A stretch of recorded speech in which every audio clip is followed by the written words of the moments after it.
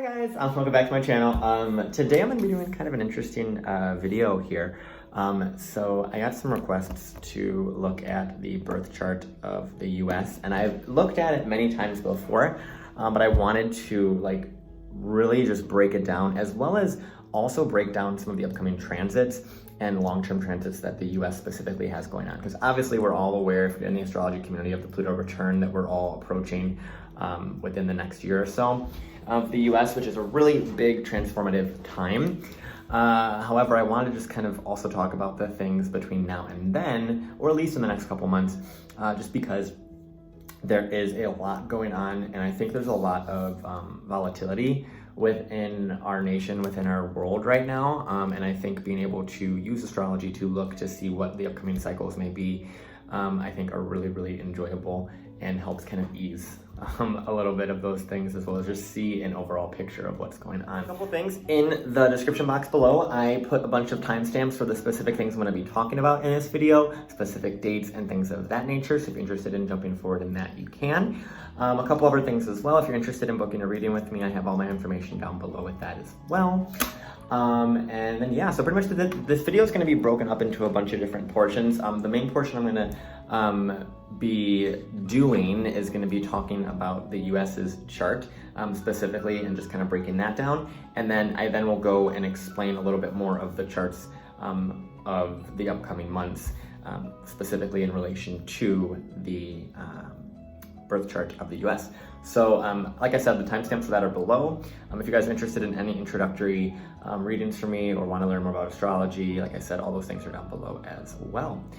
So with that, let's get started. All right, so this video is going to be kind of broken down into a bunch of different explanations. So I have all of the notable placements that I'm going to be talking about in the description box down below, so you're interested in looking at that. And also too, just so you guys know, this video might be recorded in different outfits, different backgrounds, just because I don't have like a set office that I'm able to do these things from all the time. So it does change day by day. So just bear with me on that. But I know you're here for the information, not for my, my fashion. Maybe you are, I don't know. Anywho, so I'm gonna go through all the notable placements, and like I said, all the lists of those are down below. And then also I'm going to go over the long-term transits that are affecting the US in that way. And then I'll break down more specific dates. It's gonna be a pretty lengthy video, so just kind of look at specific things that interest you within the USA's chart, because I think it's super fun. So with that being said, let's put the USA's chart up here right now. Bing! I love doing that. That's always my favorite part of the video. For those of you that don't know how to read this, I'm going to read it to you so you know the terms that I'm saying. So the US has a Sagittarius Ascendant at 8 degrees. Its second house is ruled by Capricorn. It has Pluto at 27 degrees of Capricorn retrograde. Then it has third house ruled by Aquarius, with the moon at 26 degrees of Aquarius. The fourth house is at 25 degrees of Pisces. It has Chiron at 20 degrees of Aries in the fourth house. Fifth house is ruled by Aries. The sixth house is ruled by Taurus. Seventh house is at 8 degrees, or the descendant of the country's chart is at 8 degrees of Gemini, with Uranus conjunct the descendant at 8 degrees of Gemini. Then it has Mars in the seventh house at 21 degrees of Gemini. Venus at 3 degrees of Cancer in the seventh house. Jupiter at 5 degrees in the seventh house in Cancer. Then we have the eighth house is ruled by Cancer, with the Cancer sun, obviously, and at 13 degrees in the eighth house. Then we have this interesting part of fortune vertex, Mercury retrograde conjunction in Cancer, that is all in the eighth house. That is retrograde. The Mercury is retrograde within that. Then we have the North Node at 6 degrees, of Leo in the 8th house. 9th house is ruled by Leo. We have Lilith at 27 degrees of Leo. Then we have Neptune at 22 degrees of Virgo, and the midheaven at 25 degrees of Virgo. Then we have the 10th house is ruled by Virgo, obviously. And then we have Saturn in Libra at 14 degrees in the 10th house. 11th house is ruled by Libra. and then 12th house is ruled by Scorpio, and then now we're back at the Ascendant. So that is a little breakdown of those, just kind of going through, listing the placements.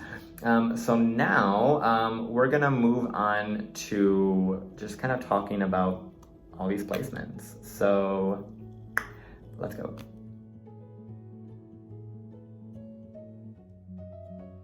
Okay, so the first placement I want to talk about is the moon, because the moon is really important overall in this entire chart, because this is a Cancer Sun chart anyway. So it's the moon is very, very, very important, just overall, just in an astrology thing, but especially within Cancer season and within anyone that has major Cancer placements, with which the US has. So with that, we have this Aquarius moon. Okay, the Aquarius moon is a very unique placement. Obviously, it's Aquarius. So with it, but the moon, it resembles the public. It resembles the sort of emotional needs, right? So anything that you understand with astrology, you just have to be able to like apply that to a country and just like work out how it would work with the country in that way. And with the Aquarian moon being in the third house, there is a lot of, I mean, Aquarius rules technology, it rules innovations, it rules a lot of collective sort of things. It rules a lot of equality, right? And so the moon representing the public of the US in Aquarius is a very like forward-thinking culture, forward-thinking sort of public, right? The people in the US were looking towards the future, looking towards what this could be, right? Granted, we'll get into more of the other parts of it later, but with the moon being in Aquarius, especially in the third house too, there is a energy of communicating those ideas and a lot of innovation, a lot of freedom, a lot of those things. That's why I'm very much not surprised that the United States brands itself as like the land of the free, right? Because of that Aquarian moon, that very much like you are welcomed here, you know, and that's, once again, these are all like statements, these aren't facts. And I know there's a lot of different opinions on the US and the entire climate of the US, but I'm just breaking it down objectively using astrology, so just bear with me as I do it. I know there's gonna be a lot of sort of controversy in the word choices I use with this.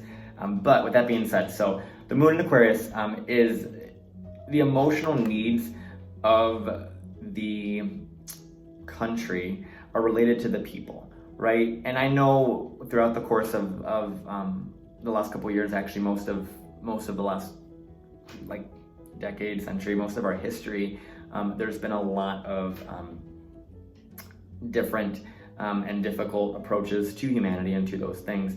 And I think part of the reason that is not to complicate it too much or get into it, but also because there's a South Node in Aquarius that we have with the US. So there is that like letting go, like kind of spiritual release of the public in a sense, because the South Node represents spiritual release, Aquarius represents the collective, represents humanity, and then the moon also being in Aquarius, although it's not a conjunction to the South Node, it does have this energy of kind of detaching from the public, or use of the emotions, use of humanity to reach that North Node in Leo, which we'll talk about later. We'll talk about the South Node, North Node later in this video. But overall, the moon in Aquarius in the USA's chart is a very futuristic, very humanitarian sort of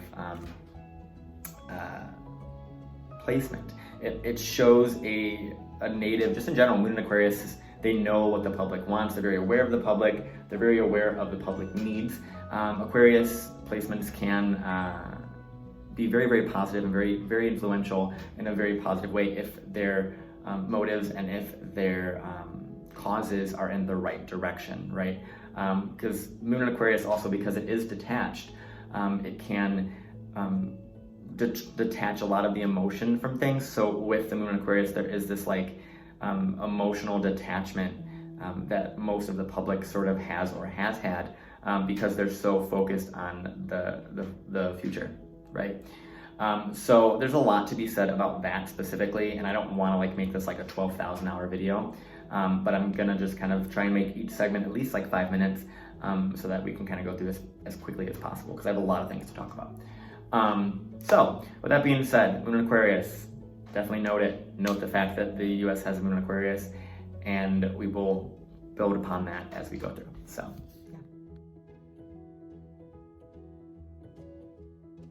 all right, so the next placement I want to talk about in the USA's birth chart is the Venus and Jupiter conjunction in the 7th house.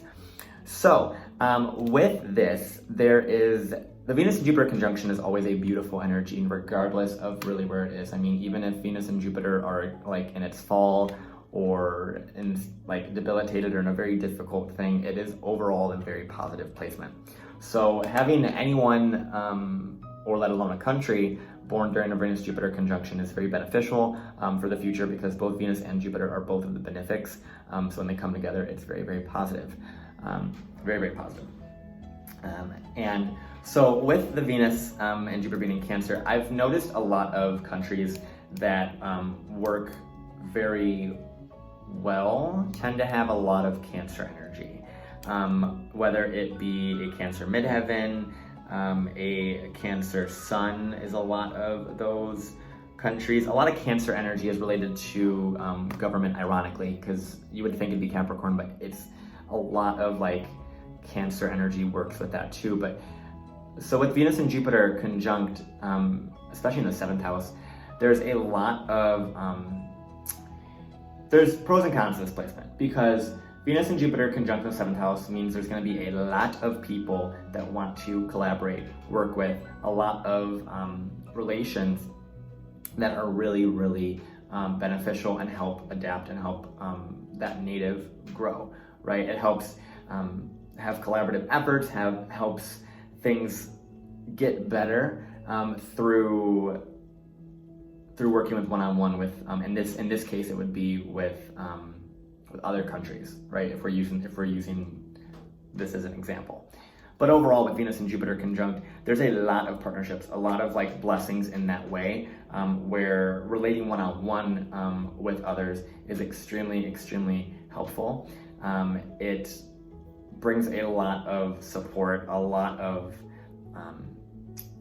positive growth for the entirety of the country, and a lot of this comes from collaborative effort. And a lot of the US too, I've noticed before, we'll get into how things have changed, but before there was a lot of wanting to work with the US because the US posed itself and made it seem as a very powerful player, which I still believe it kind of is. Once again, I'm not trying to get into politics in that way at all. This is literally just an objective analysis of the astrology of the US.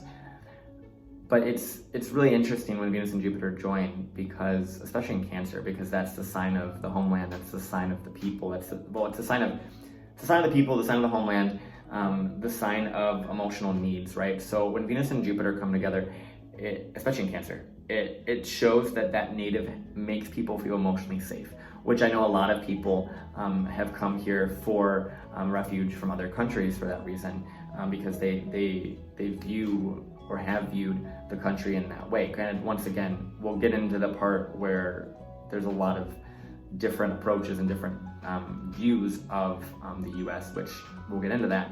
But overall, with Venus and Jupiter in Cancer, Jupiter is exalted in Cancer, Venus functions really well in Cancer. There's a very homey vibe, and that's where like the American dream comes in. There's a lot of things to be said about this placement, because it really genuinely makes the people it works well on one with very, very safe and feel very emotionally taken care of, like very motherly, right? Whenever there's Cancer energy involved, whether it's a native or a country in this example, there's a safety, there's a home, there's a mother energy, right? A sort of like nurturing energy that allows you to feel protected and safe, So I think that's another reason why there's a lot of people that have come to the US for refuge, and also in relation to other countries, there's a lot of things related to that, where there's a very big connection to relating one-on-one with another country, another person. So there's a lot of things with that. I love the Venus-Jupiter conjunction anywhere that it's placed, but in Cancer in the 7th, that's a really nice combination, especially for collaborative efforts. And there's going to be a lot of people that want to work with the country. But the thing is, too, because Venus and Jupiter are so benefic and so helpful, it could take advantage of that or get lazy in that way, because Jupiter can overdo things and overextend and spread itself too thin, right? So the country could easily spread itself too thin through its connections, right? But it could easily have a lot of things going on. And the thing is, the 7th house also relates to like partnerships. So there could be too many partnerships. There could be too many contracts, right? That might get a little bit muddled. And we'll get into that in a minute when we progress with this. But yeah, so the Venus-Jupiter conjunction in Cancer is pretty beneficial for collaborative effort. So there's that. All right, so the next one we're gonna do is the Saturn in Libra that the USA has at 14 degrees. So with the Saturn being in Libra, that's an exalted placement, right? So it's gonna function very, very well. Saturn loves to be in Libra. It's very fair, it's very organized, it's very much give and take, right? Saturn loves that.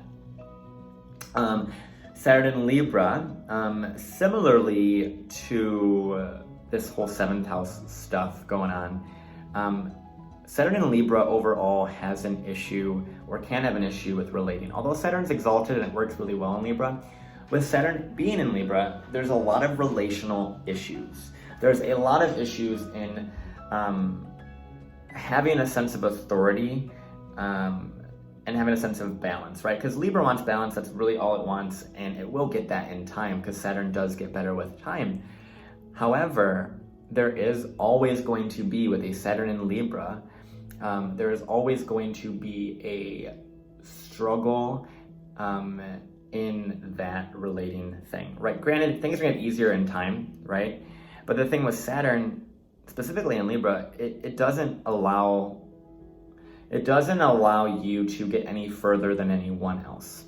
And if you do get any further, you have to bring them with you. You have to help them also reach that level, because it's Libra, it's the scales. So if you have relationships, and with the US, this could be countries, this could be anything, that are out of balance, Saturn in Libra is not gonna like that. Granted, overall in time, Saturn in Libra gets easier, it gets better, right? Every Saturn placement does. But with Saturn being the relational sign, or being the sign of stability and lessons and karma, in Libra, it shows long-term lessons within relating, within give and take, within fairness, within everything that represents Libra. Everything that represents that energy is so important, because because someone goes through a Saturn return, and in this case, this is a country, so it will go through a Saturn return lots of times. It doesn't mean those lessons are ever going to finish coming up. So Saturn in Libra is always going to bring up Libra relating lessons. There's so many things going on with this chart in relation to relations that it's really, really interesting to me. And I'm really interested in this chart because I'm just really excited to talk about this.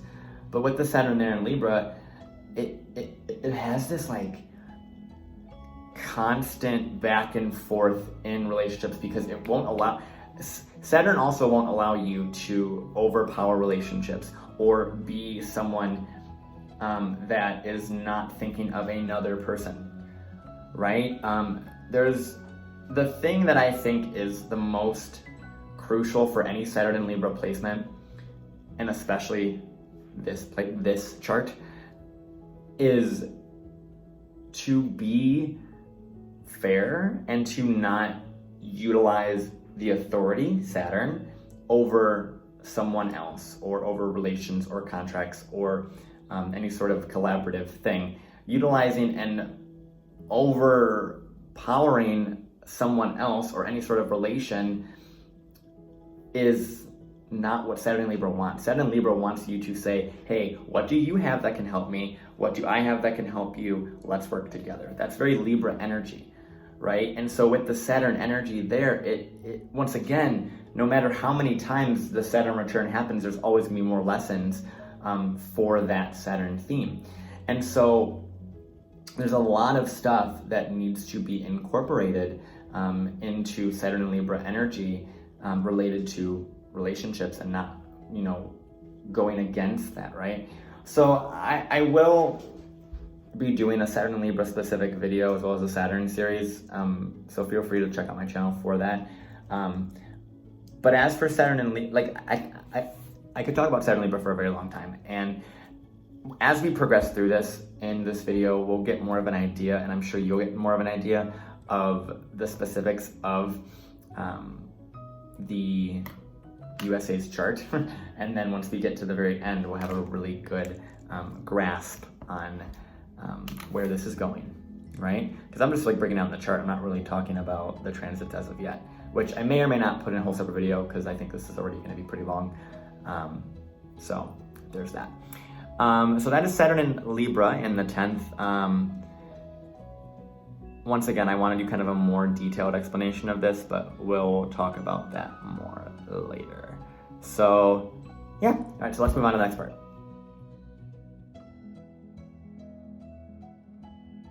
All right, so we are going to talk about this Uranus in Gemini Descendant conjunction in the USA's chart. So this is unique in a lot of senses. So it's funny because all the things that I'm kind of focusing on, you can see are all related to relationships, because that's kind of where this whole chart is kind of focused. It's all focused in the 7th house. There's a lot of air, right? There's a lot of communicative energy, but specifically with the Uranus Descendant.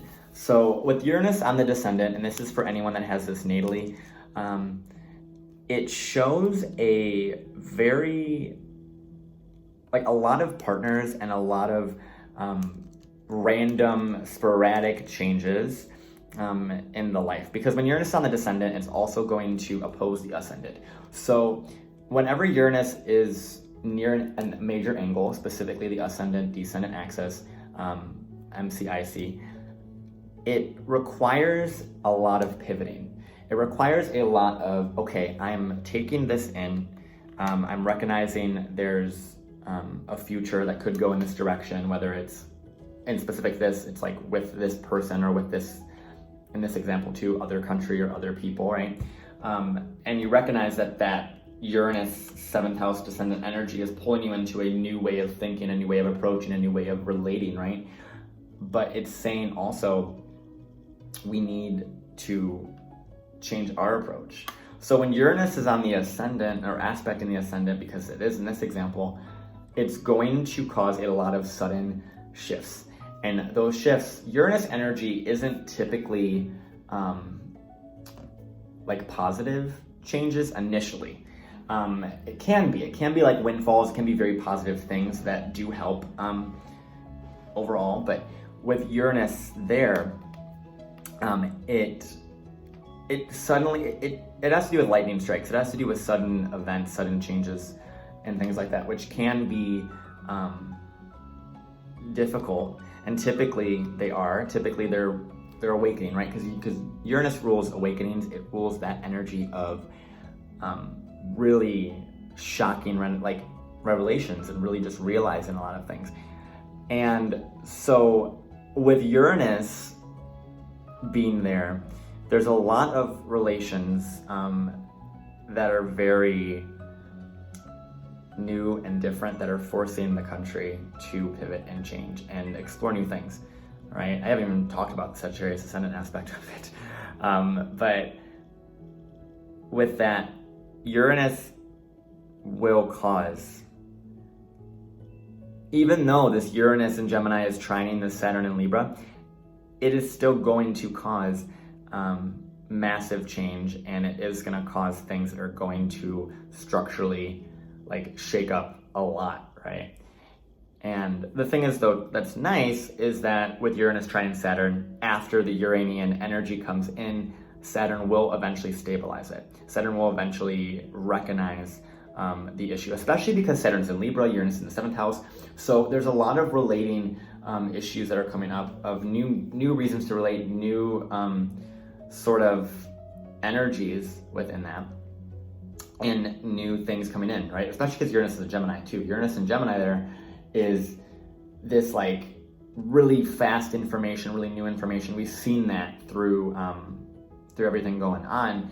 And with Uranus being in Gemini in the natal chart of the US in the 7th house, it is a placement of like rapid awakening. And also with Uranus in the 7th house cusp, it shows there's like a sudden change in the perception of the relationships, sudden change in those. So when Uranus is in the 7th house, just for anyone that has it too, it can manifest as suddenly coming in and suddenly having relations and suddenly not, right? But also, and we'll get into this more with the Neptune midheaven stuff going on, but it also can bring in sudden endings or sudden changes in the perception of that native. And that's why it's so important for when you're in the Sun, the Descendant, to recognize the Ascendant and recognize that the Ascendant needs to change. And the Ascendant is how you approach, how you go after things, how you pivot, how you do those things in your life, right? And so there is a really big shift in the way the relationships that the US has. And there are some interesting, I haven't gotten to transits, I'm just literally just talking about this, but there are some interesting transits coming up that are specific to that point, which I'm really interested to see how that goes because it's going to be a really pivotal time. However, we'll get into that in a minute. So let's move on.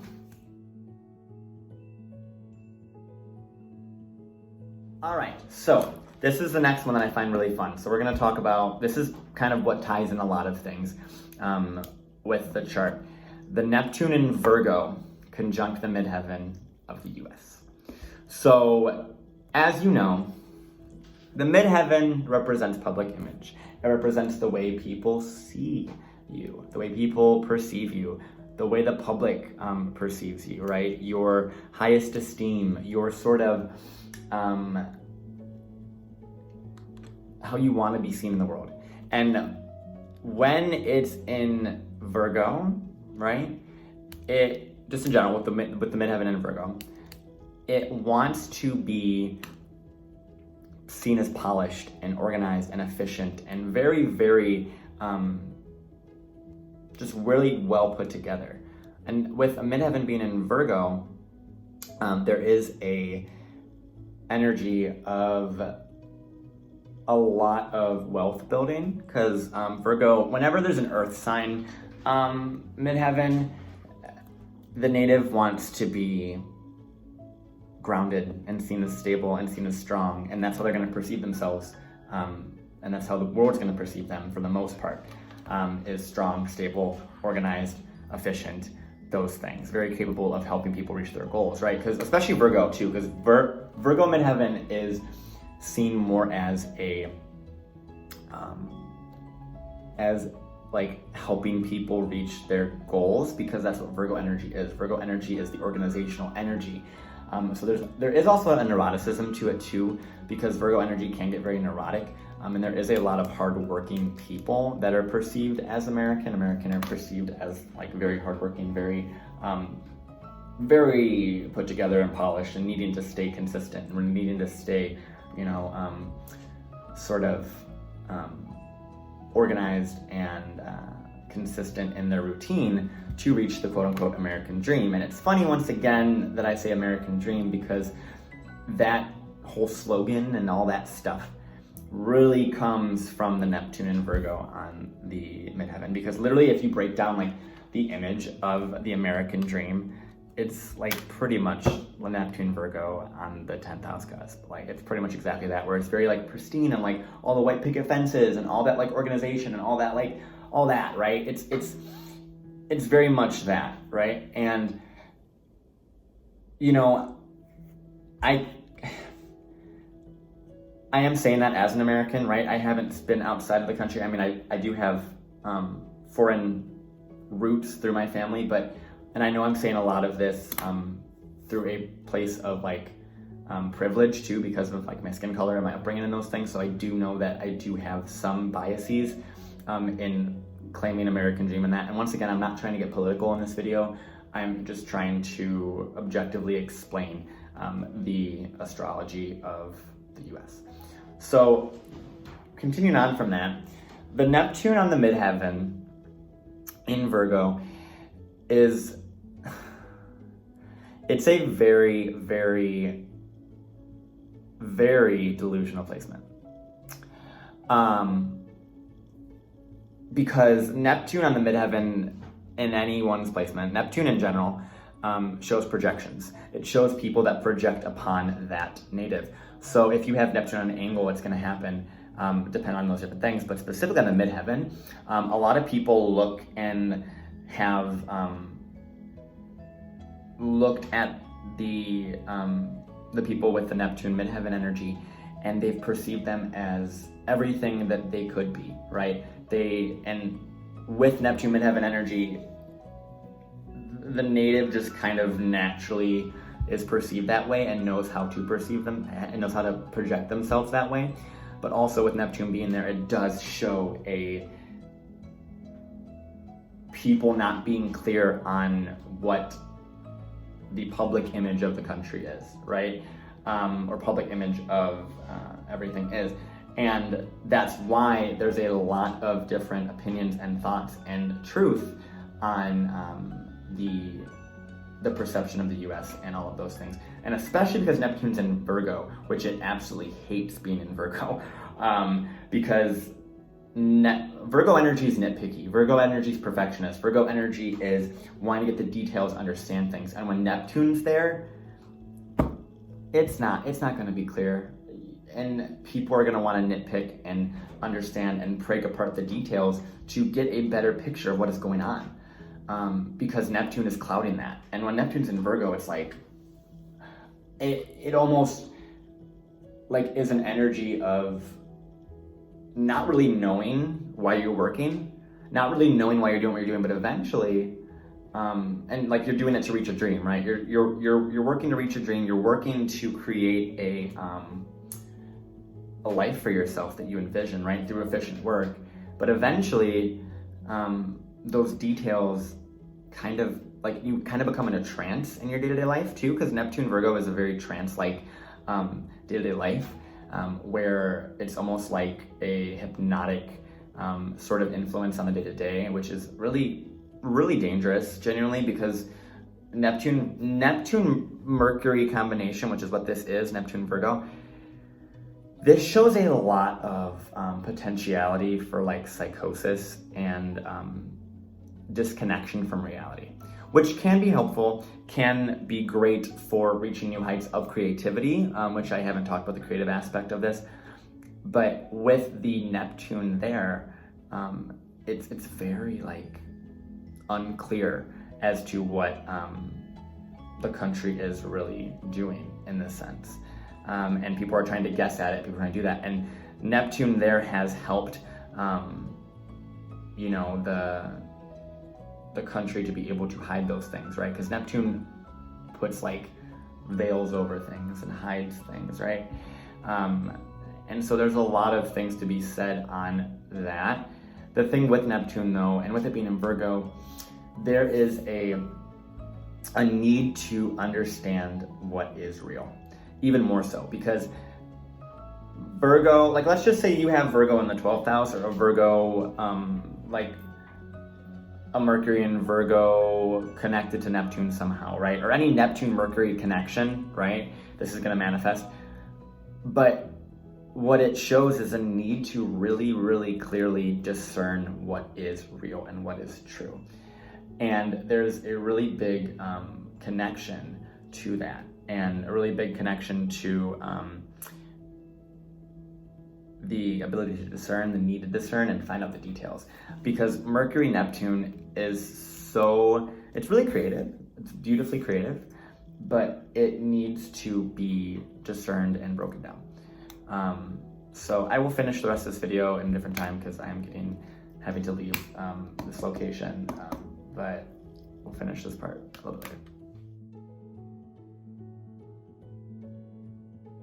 All right, so I am back to finish this part, as you can see. So we're still going to talk about Neptune and Virgo because that is genuinely what I think is like one of the biggest parts of the USA's chart that is probably most notable. I mean, granted, everything has to be taken into account, and that's kind of what the purpose of this video is, but I really do believe that the Neptune in Virgo is what a lot of people are tapping into, what a lot of people are connecting to when they connect to the USA in particular.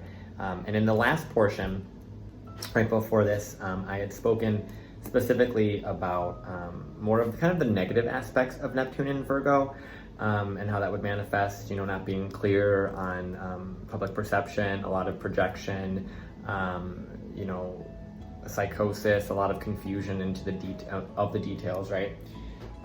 And that is the negative side of Neptune and Virgo. And granted, as an astrologer, I would say there's more negative to Neptune and Virgo because of the natural affliction between Neptune and Mercury energy.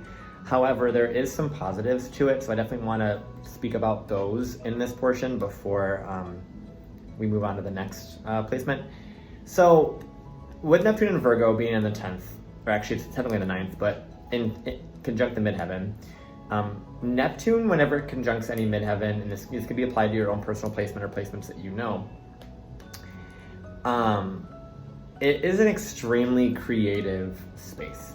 So any celebrity that has like Neptune on their midheaven is perceived very, very, they're perceived very interestingly, right? Lady Gaga is like one of the most notable ones with like Neptune midheaven or Pisces energy in there. But it makes you very creative, very spiritual. There's just a connection to, whenever the midheaven's connected to Neptune energy, it has to do with doing something like higher than what you would think, if that makes sense. So let me break that down. Kind of like going, and you might not know your purpose. You might not know what it is in the big picture and what you're supposed to do in your place in the world, right? That's what Neptune midheaven does. But it shows that there is a higher purpose, there's a higher calling, there's a higher reason for what you're doing in your place in the world. So with Neptune, it has to do with this energy of going out into the unknown and knowing there is more out there. Neptune energy, I got this analogy from an evolutionary astrologer. He spoke about Neptune being the essence of transcendence, which has to do with being on the, looking out at the ocean, at the horizon, and seeing, how it ends, right? Visually it ends. Like there's a limit to your perception of it, right? So you can't perceive past the horizon line, right? However, with Neptune energy and Pisces energy as well, it has to do with this analogy of going towards that unknown, but trusting the process that there is something beyond that horizon, beyond that veil, beyond that limit. So Neptune in connection to the midheaven does show there is a higher reason and a higher purpose for this whole thing, the entirety of this chart. So that is a very difficult thing for a lot of people to wrap their heads around when it comes to Neptune midheaven. And like I said, with Neptune being in Virgo, that's a lot more on the nitpicky negative side. You need to know those details, which I referenced in the part previous to this. But with it being still Neptune midheaven, it still shows this energy of like there is a higher purpose, higher reason for what is going on, and for the place in the world, for the place in this system, right? So we're going to talk more about that probably later, but overall, the Neptune Virgo midheaven energy that the USA has is such a prominent thing in the chart, and I think that is genuinely what brings up like all of the issues of the US, genuinely, amongst other things, but for the most part, it's that Neptune there. So that's a Neptune in Virgo in the midheaven. We will move on to the next portion. Okay, so we're going to talk about the Jupiter and Saturn that are both exalted, that are both squaring one another. So we talked about the Jupiter in Cancer, we talked about the Saturn in Libra, and we talked briefly about how they're both exalted in both of those portions there. But I also really want to talk about this square that's happening between Jupiter and Saturn. So whenever there's a square in astrology, it shows tension. It shows a need to act. It shows a internalized tension more specifically because it's a square. And these two energies, specifically Jupiter and Saturn, work together. They're supposed to work together. They are the large karmic benefic and karmic like malefic. So what that means is like the karmic blessings, the karmic lessons, they always work together. Jupiter and Saturn in ancient astrology, as well as most things in astrology, most approaches to astrology, they work together. And when they are at a square, the energies between those two are at war, sort of. They're trying to express themselves differently.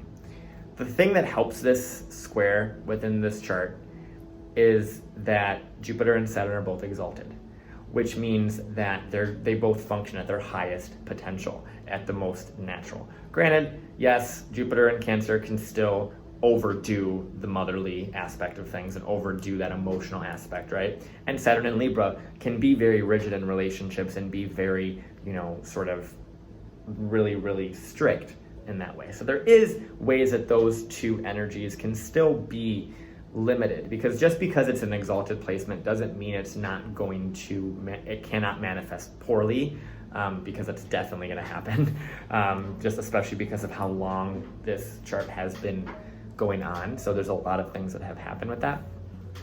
But because of this square, so the Jupiter's in the 7th, Saturn's in the 10th.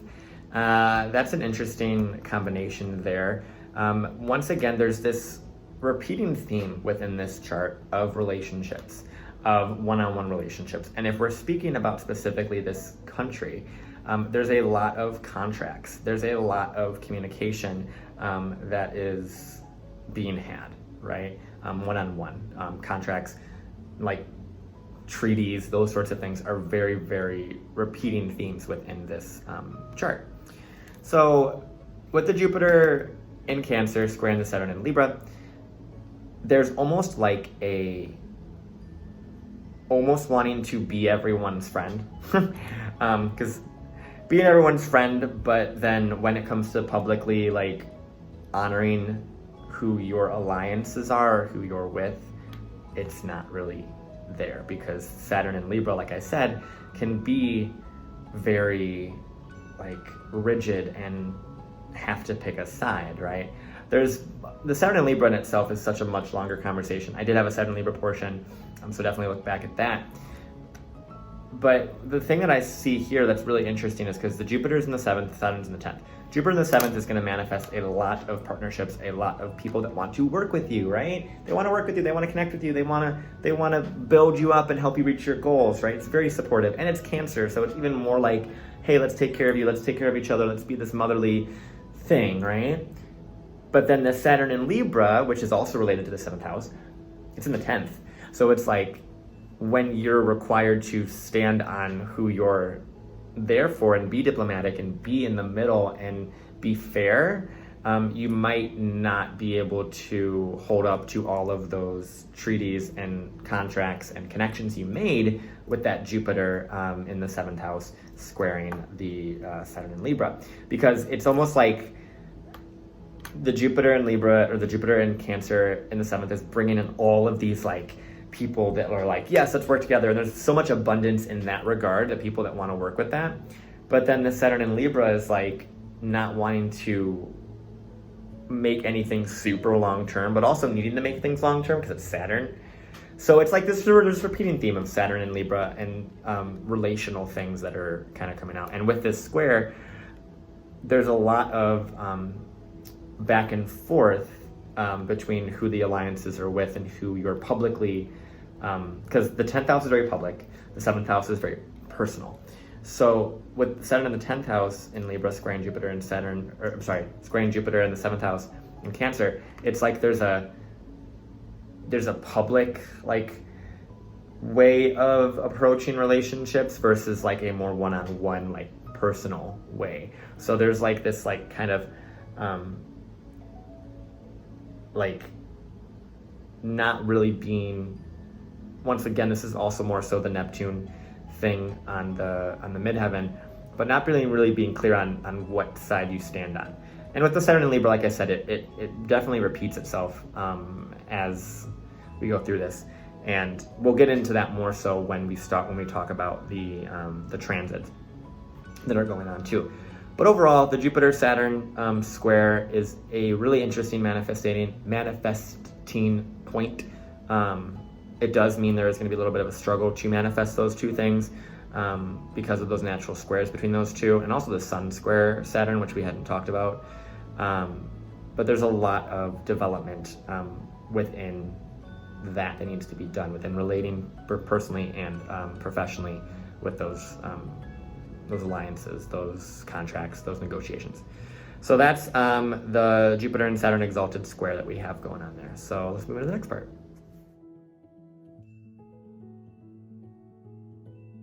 All right, so we are now going to talk about this very interesting Mercury retrograde in Cancer that's in the 8th house. This is going to be a lot to unpack for many different reasons. I'm going to try and make this as brief as possible.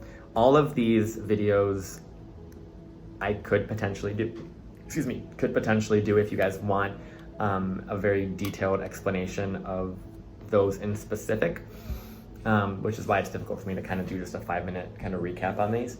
However, let's talk about Mercury retrograde first of all. So Mercury retrograde is a interesting placement for anyone to have, but especially a country being born during Mercury retrograde.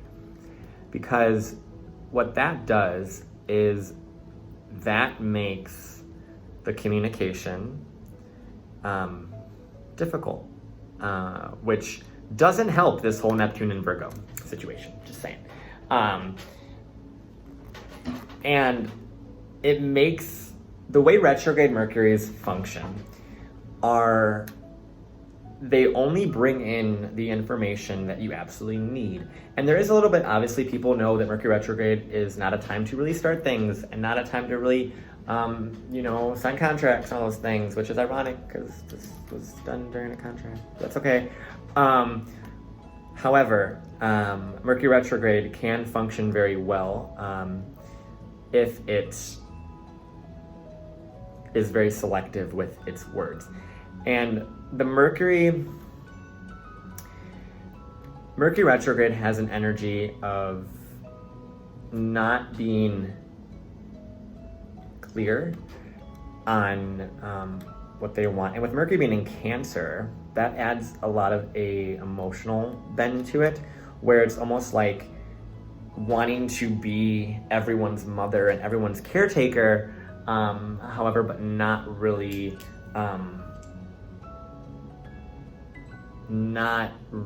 communicating that well.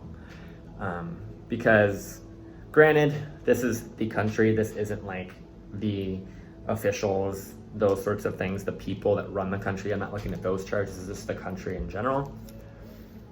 So when this is related to that, because Mercury also rules the 10th house, and it rules the 7th house, which are both of the houses that I was just speaking about in the previous portion, this adds a sort of confusion as to where you stand in those relations. Because Mercury rules the 7th of partnerships, and it rules the 10th of public standing and public image. So with Mercury being retrograde, it's almost like whenever you have Mercury retrograde, you have to be careful in what you say, in the sense of it. You have to think twice before you speak, before you do things. And because those two houses in this chart rule the 7th and the 10th, and there's such a heavy emphasis on both of those houses in this chart, it's almost like the communication needs to be even doubly more important, and definitely checked over and thought over before communicated. And there definitely is this energy of over communicating things and speaking and starting things too quickly, especially because, I mean, it has this, not to get into this part of it, but the US does have a Sagittarius Ascendant, so that's already its own like sort of impulsive energy, because Sagittarius, we'll get into that. I'll talk about Sagittarius Ascendant in the next portion, but with the Mercury retrograde Cancer, especially in the 8th is shared resources, shared things, so it's almost like there are sort of like, I'm sure this doesn't surprise a lot of people, but like secretive sort of conversations that are being had, because Mercury in Cancer rules the homeland, right? Retrograde means kind of like a flow of communication, very calculated communication, or very particular communication. And then it's in the 8th, other people's resources, other people's values, right? So with this chart, with all this heavy 7th house energy, and then the Mercury being in the 8th, also conjunct the vertex, conjunct the part of fortune, it shows there's a lot of resources and a lot of communications about resources, especially other countries or other relations or other people, which is the 7th house stuff, and gain from that. And Mercury in Cancer, it's very emotional. It is able to have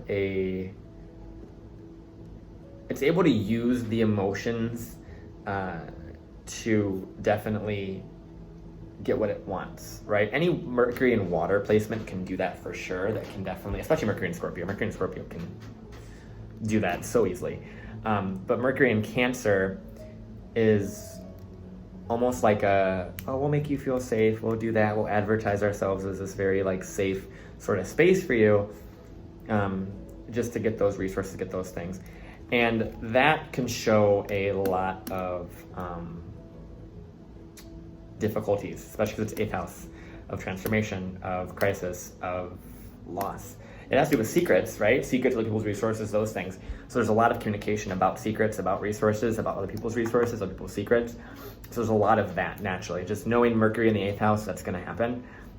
Cancer there, it's almost like there's secrets within the country about itself, because it's Cancer always rules like the homeland and roots in the country. So, and also this country, this chart has a Cancer sun, so it's even more within that too. So yeah, there's definitely this like communication about those resources. However, because of this being an 8th house placement, there will be a lot of transformative kind of like exposing of secrets, because whenever there's an 8th house thing, you can collect a lot of secrets from a lot of people, so there's a lot of things. However, whenever that planet gets activated or gets exposed or gets, and we'll talk about like what specifically is going on with this Mercury later on in some transit videos in this video here, but when that gets activated by specifically like a Pluto planet transit, like transit, Saturn transit, Jupiter transit, any of those things, those outer planets aspecting that Mercury in the 8th can expose and bring out those secrets. So there's definitely kind of a timing of that. And that's something that, like I said, I'll talk about that in a later portion of the video. But overall, that's the Mercury retrograde in Cancer in the 8th. So let's move on to the Sagittarius Ascendant.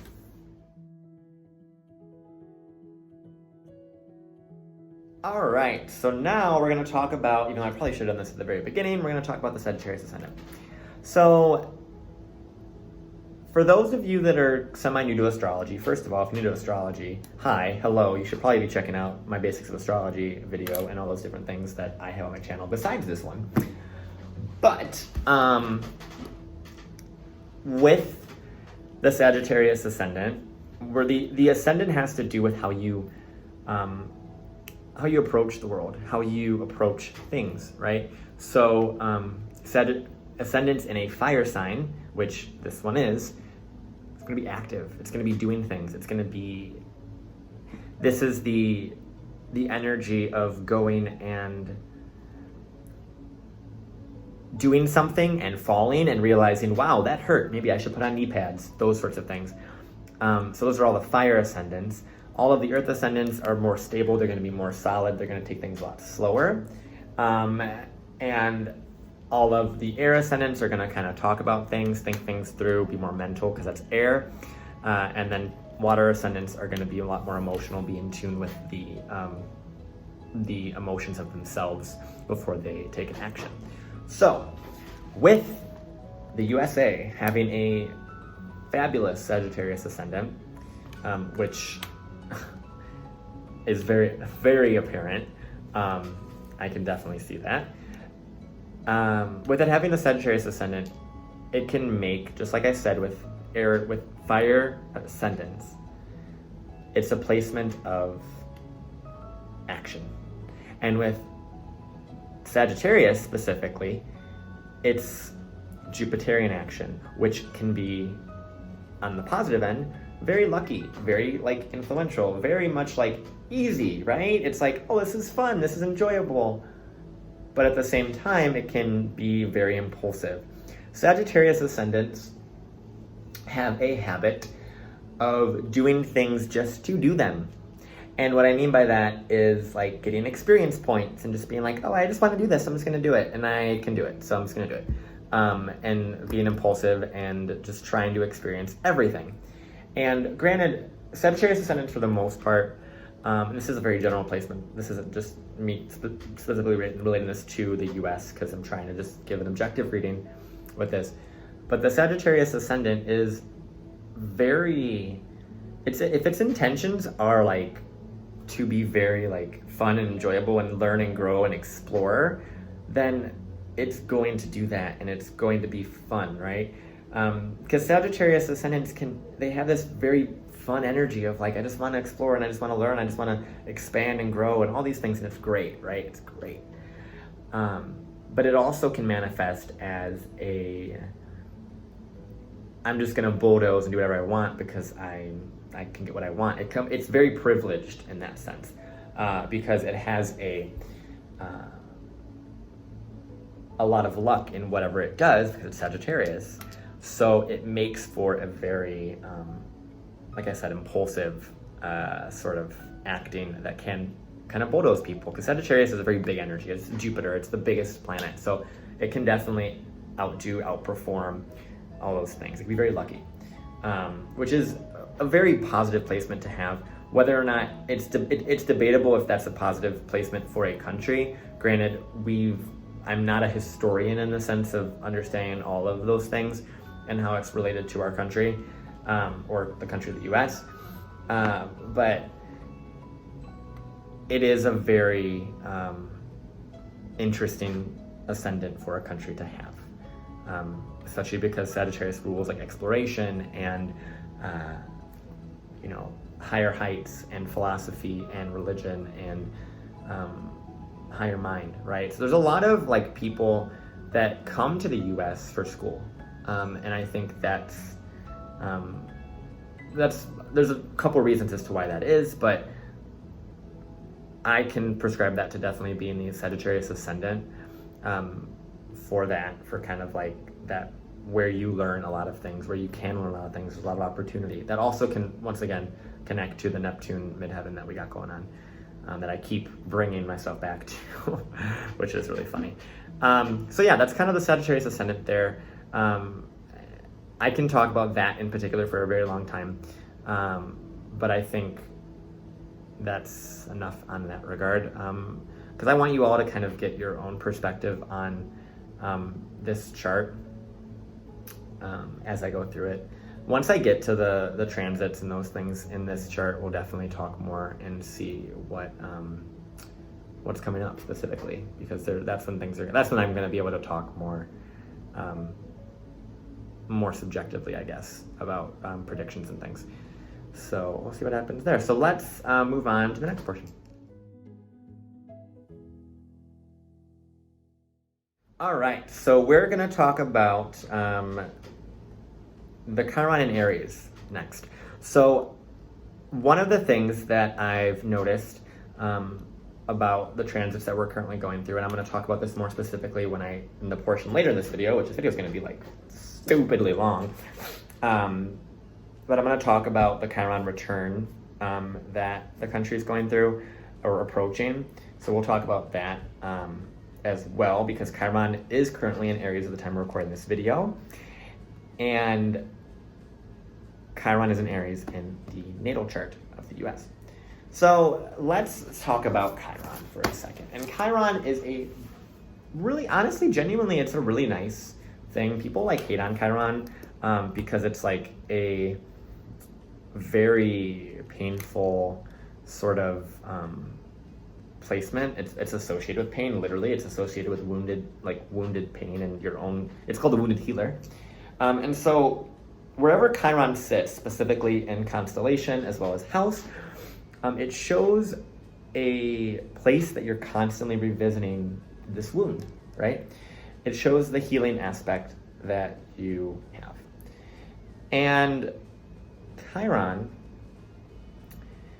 there's a whole thing on Chiron. I'd recommend you look, if you're really interested in Chiron, which Chiron is its own beautiful asteroid that I love to work with. I love talking about Chiron, so I don't want to get on the particulars of specifics of Chiron and just kind of get more on the Chiron and Aries specifically.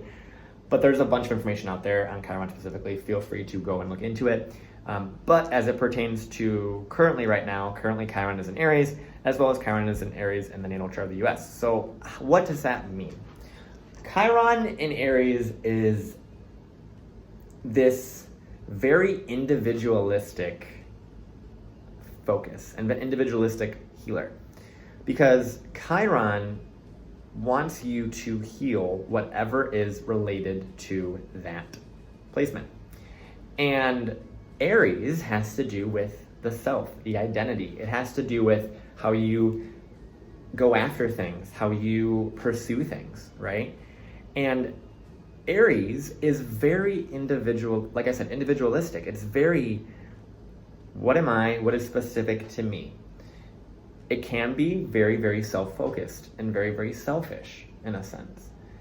However, the positive side of Chiron and Aries, which once again, we're all going through Chiron and Aries transit currently, it's asking you to see how you specifically relate to healing and how you can heal yourself specifically. Because I think with Chiron and Aries, it's really a focus on what I, as an individual, need for my own healing.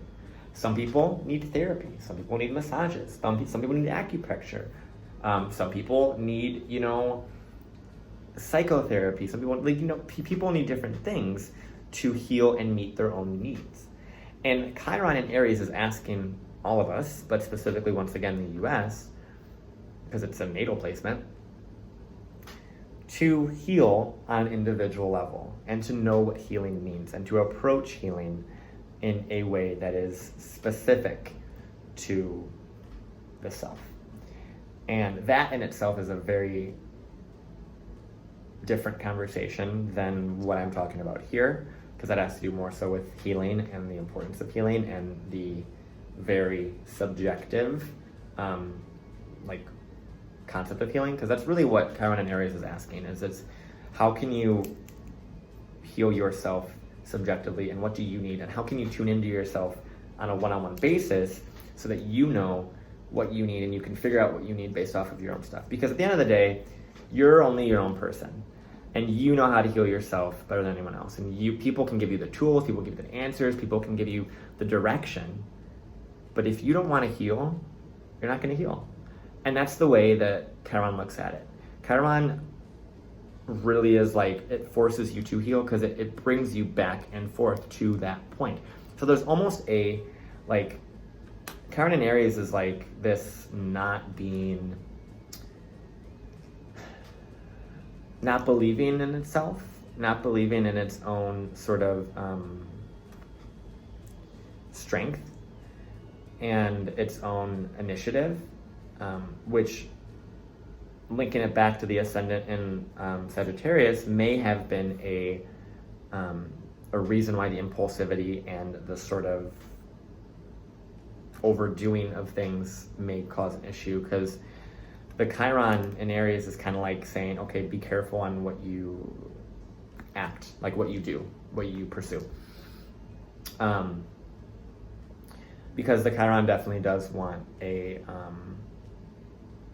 clear leadership too, because Chiron, although yes, it's a wound, yes, it's a place that you're going to have to constantly revisit, it also is a place that you're able to teach people how to do that.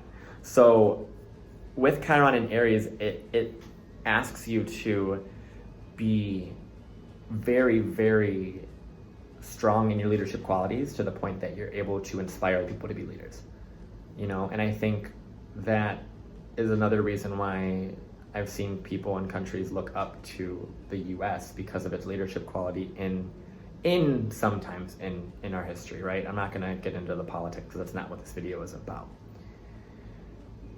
So that's the Chiron in Aries. And like I said, with Chiron being currently in Aries, we're currently going through the US's return, or Chiron return. There's a lot to talk about with that. So I'll talk about that more in a later video. But overall, that's the Chiron in Aries portion. If you have more information, or not information, if you have more interest in Chiron in Aries or whatnot, feel free to look it up and see what comes out. As well as just kind of message me. We can talk more about specifically your Chiron, because I love talking about Chiron as well. So let's move on to the next portion. All right, so we're gonna talk about the North Node and the South Node. So this is fun.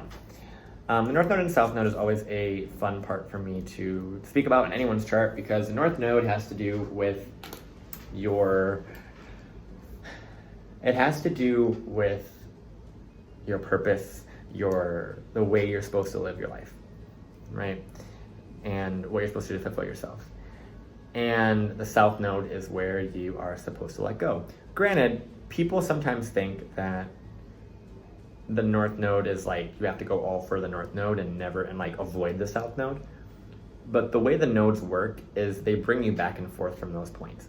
So yeah, you can have a North Node placement in the first house, right? And you'll be very, very independent at some points, and then other points you'll be very much like dependent on other people, which is what the nodal axis does. It forces you to balance out that axis and that energy.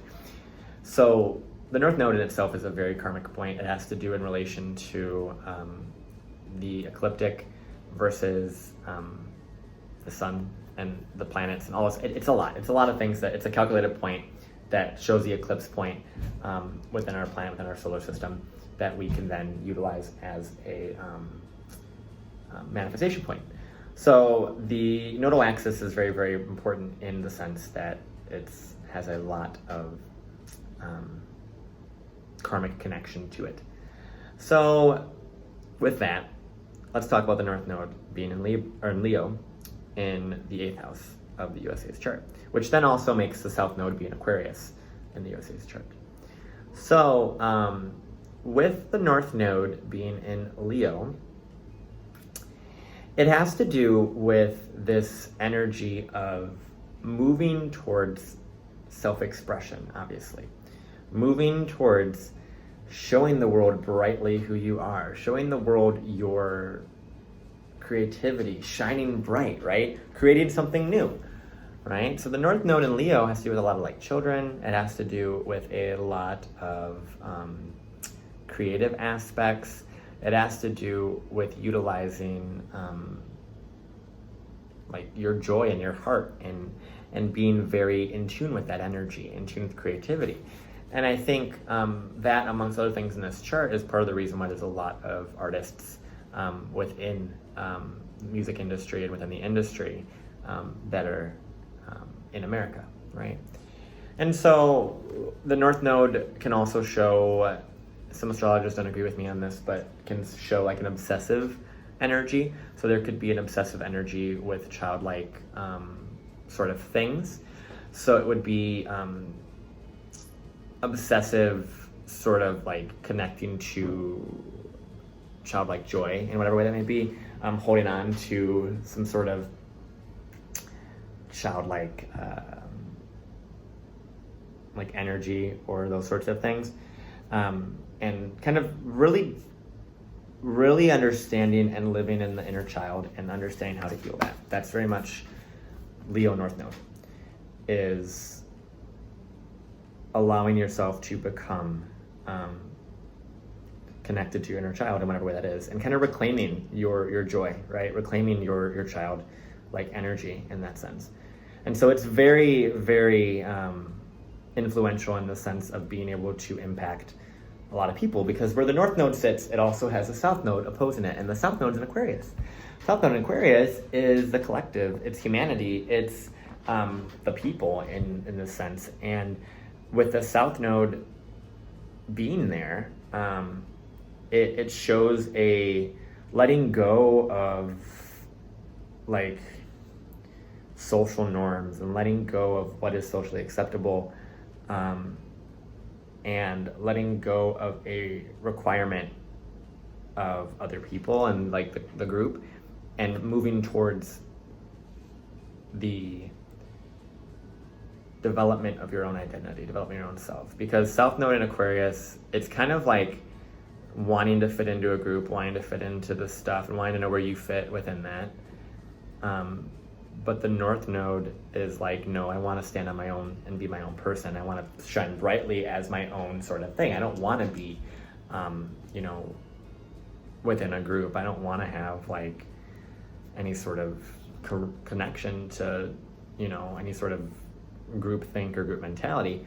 However, with the South Node being still a part of the nodal axis, it's going to force that balance to be done.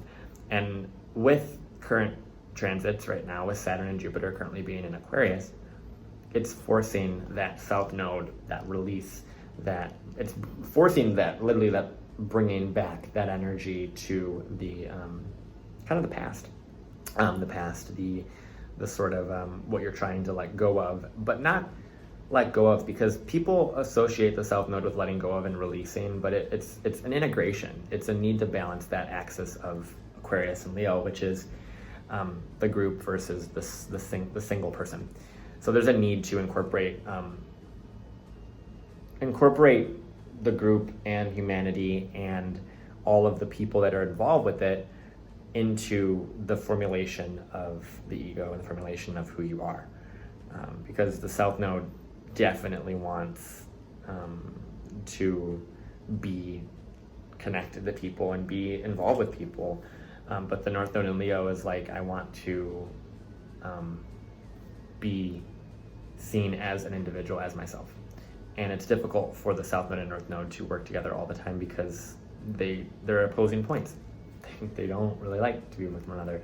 So, and the North Node in Leo, once again, has to do with a fiery sort of like bright expression.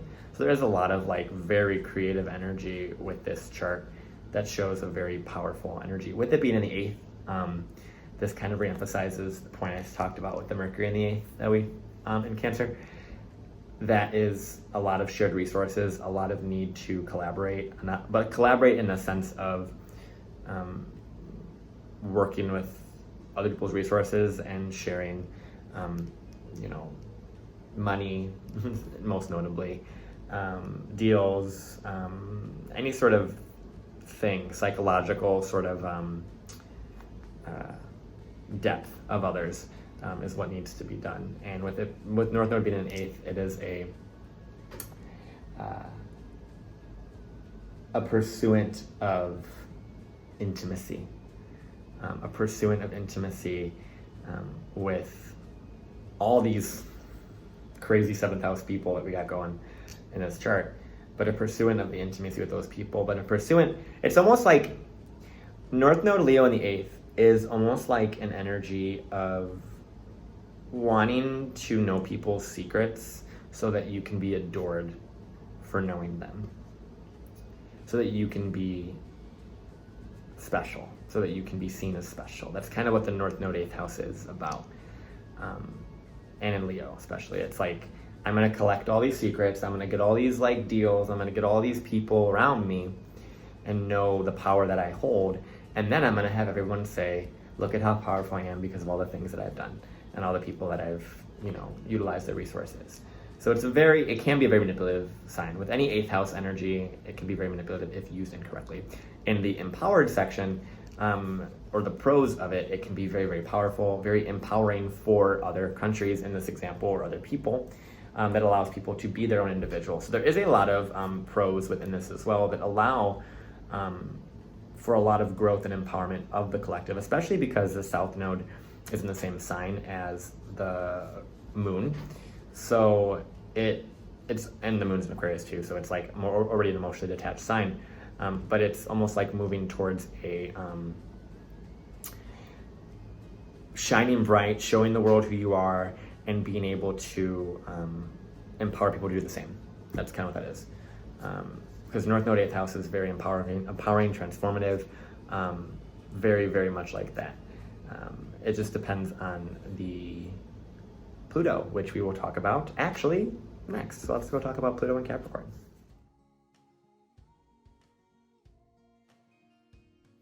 All right, so let's talk about Pluto and Capricorn here.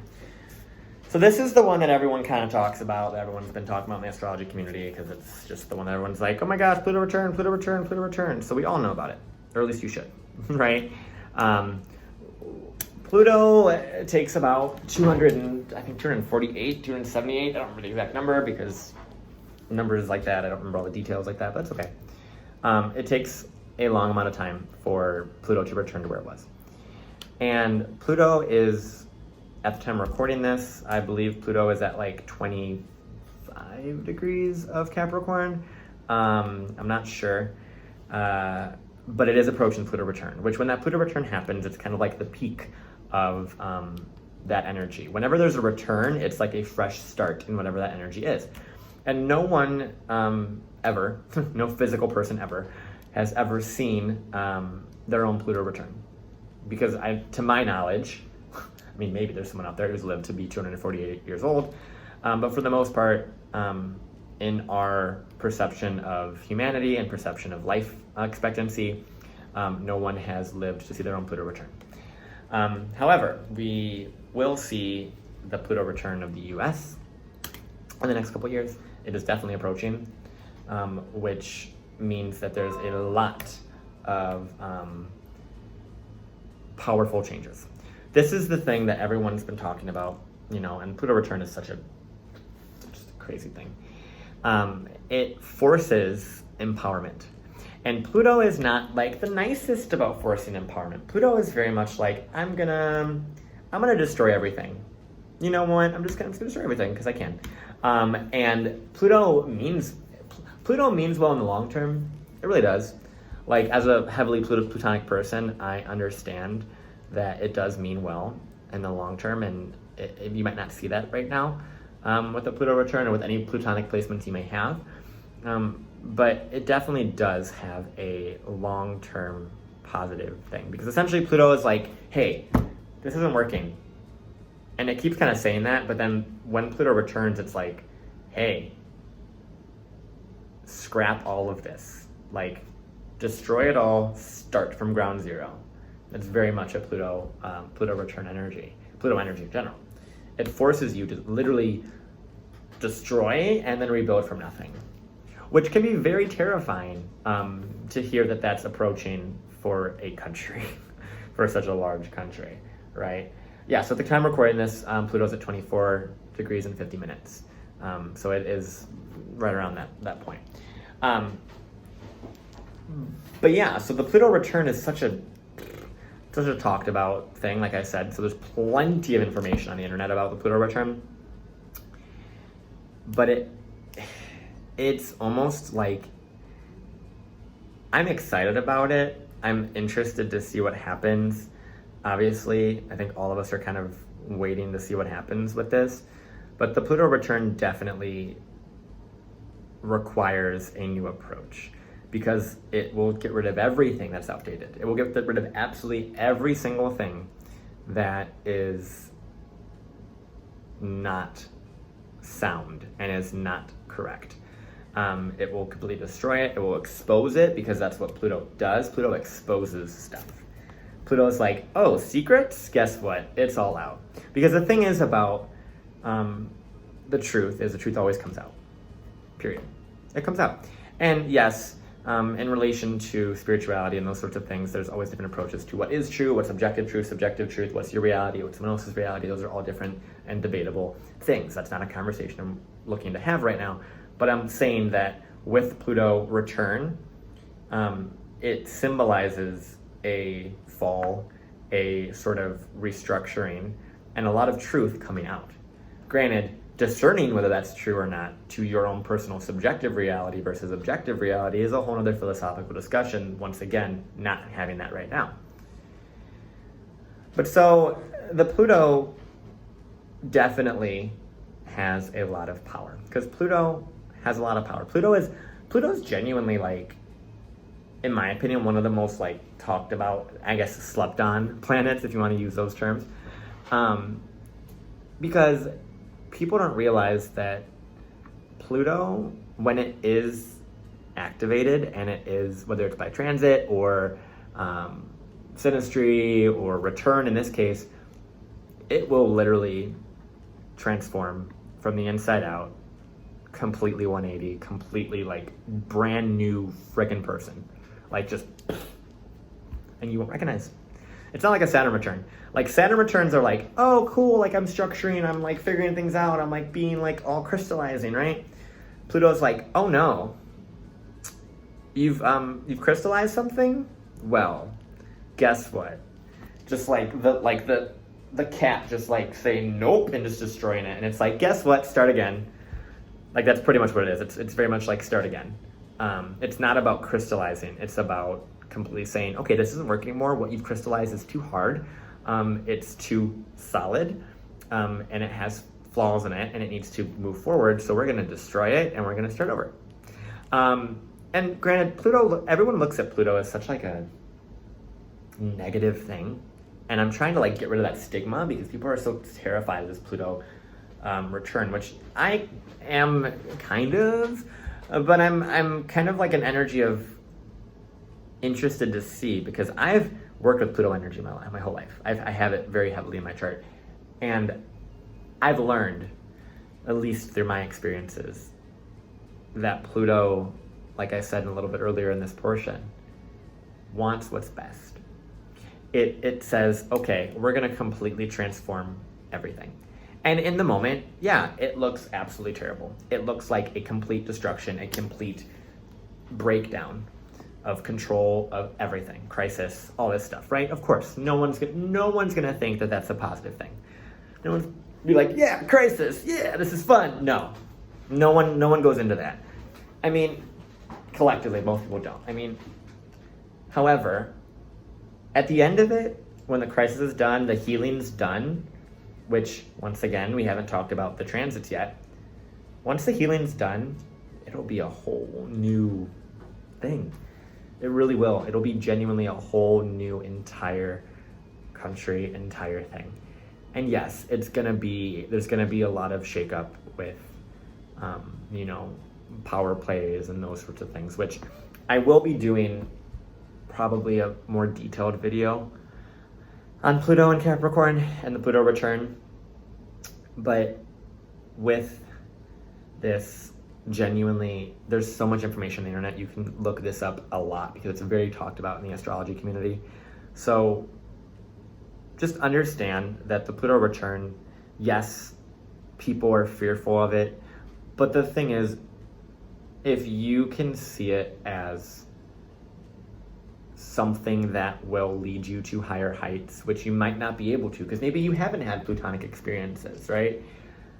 But people that have gone through really dark spaces and realize, wow, we can get through that. It makes you so much stronger. And that's really what Pluto is doing. Pluto always does that. Pluto's like, okay, you've emotionally survived this. And Pluto genuinely teaches, in my opinion, like true strength. True strength and true empowerment. And it's funny because Pluto's in the sign of Capricorn, which is the other sign of power, which is Saturnian power, which is like structure and like I have this status and I have this, money and this, this place in society, so I have power. But Pluto's like, what about your trauma? What about all the unrepressed issues? What about all of the, darkness that you're avoiding? That's what Pluto wants you to deal with. But the thing is, yes, that's terrible. People don't want to look at that. People don't want to look at their shadow. People don't want to look at their darkness. People don't want to do that. They just want to stay on top, right? And Pluto, once it does that, and once you go through that, you're like, oh, well, maybe I should deal with my trauma. Maybe I should deal with my darkness. Maybe I should deal with that. Granted, Pluto's going to force that. Let's be completely honest. Pluto's going to force that. But once you go through it, you look back and you're like, wow, I survived that. I can do anything, right? That's Pluto in Capricorn. That's Pluto Return in Capricorn. Pluto energy wants you to go through hell, to know that you've gone through hell. So you say, wow, I've gone through hell. Guess what? I can get anywhere now. I can do so much. And so there is a lot of power plays. And this is, once again, this is a very talked about topic in astrology, so you could look this up literally anywhere and it will come up.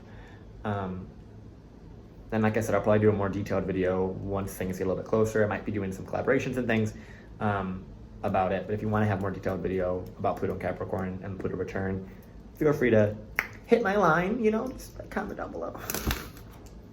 Anywho, let's move on now, because I've done most of the notable placements I wanted to do in the birth chart here of the US. So I'm going to do like a quick little sort of like overview of the US's chart, and then we're going to move into the solar return as well as upcoming transits for the next couple months with the US. So I'll see you in the next part.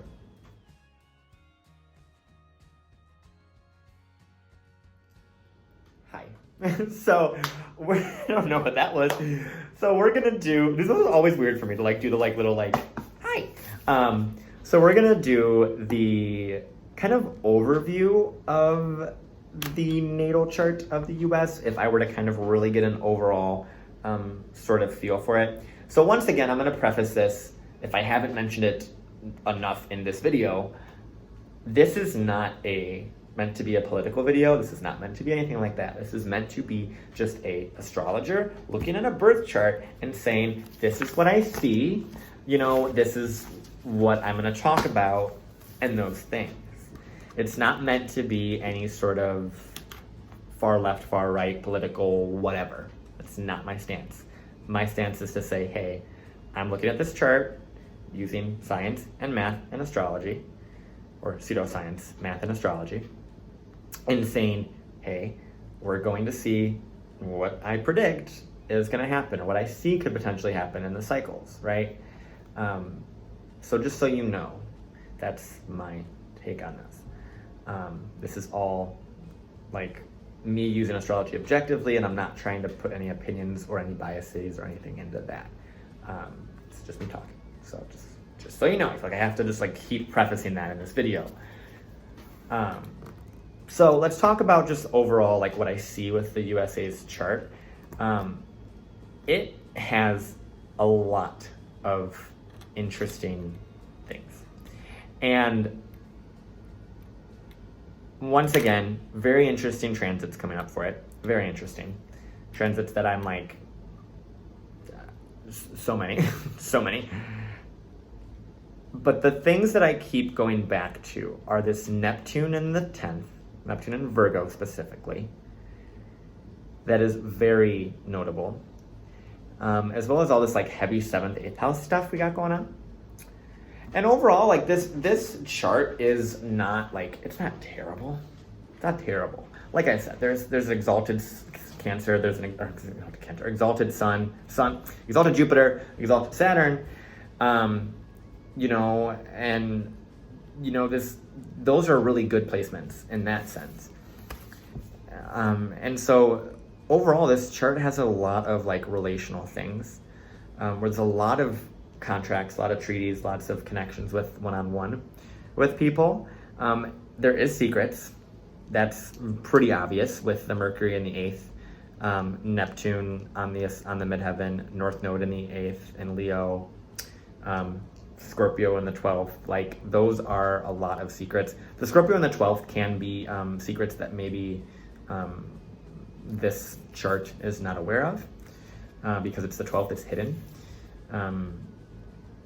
So there could be a lot of that. And like I said, with the Neptune on the midheaven, it's very difficult to discern what is reality for this particular chart. So that's kind of why this is a little bit difficult for any sort of astrologer, anyone to tune into that. But there is definitely some power plays. I mean, Pluto in the 2nd is extremely powerful. It has an energy of like holding on to resources for fear of loss of them. And I think that's part of, once again, to kind of briefly talk about the Pluto return again, once that Pluto returns to where it was, it will force that fear up, of that fear of loss of those resources. But with Pluto being the 2nd too, it does show a lot of power in the resources. But I think that power is being outdated within that, with the Pluto return. And so, but yeah, there is this overall like kind of impulsive energy, kind of like bulldozy energy, especially with the Mars and Gemini too. I didn't even really talk about in the 7th. That's very, Mars in the 7th is like very bulldozy and very like just wanting to like fight for partnerships, which can be positive. But then also that Mars and Gemini is squaring the Neptune. So it's like not being clear on what you want or who you want to be or how you want to be perceived, and kind of fighting and verbalizing things. Because Mars and Gemini, I've noticed, typically, if they're not an evolved Mars and Gemini, they can be very flighty and confusing in their words because they don't know what they're doing with it. And they realize their words hold a lot of value for them to hold accountability. That's what that is. So I think there's a lot of like, with Mars and Gemini squaring squaring Neptune and Virgo, there is a sort of like deceitful words, just naturally with Neptune and Virgo, that's a thing. Mercury in the 8th, that's a thing. And then Mars square Neptune, Mars specifically being in Gemini, squaring Neptune. So with the Mars square Neptune, there is a deceit or a potentiality for deceit. But on the higher end of that, once again, it can be a lot of creativity, lots of doing things, because you know there's a higher purpose for it. So there's pros and cons to all of this, and there's positive and negative lights to look in for all of this. But overall, this chart is strong, very strong. The Pluto in the 2nd is a little bit concerning. That's probably the most concerning of what I'm kind of looking at. And the Neptune in the 10th. Those are the two most concerning placements for this, which can cause a lot of disempowerment, empowerment issues, as well as disillusionment on their place in the world. And so there's a really big need to innovate too. There's a really big need for this to move forward in a way that is, this chart to move forward in a way that is congruent with the future because of that Uranus on the Descendant.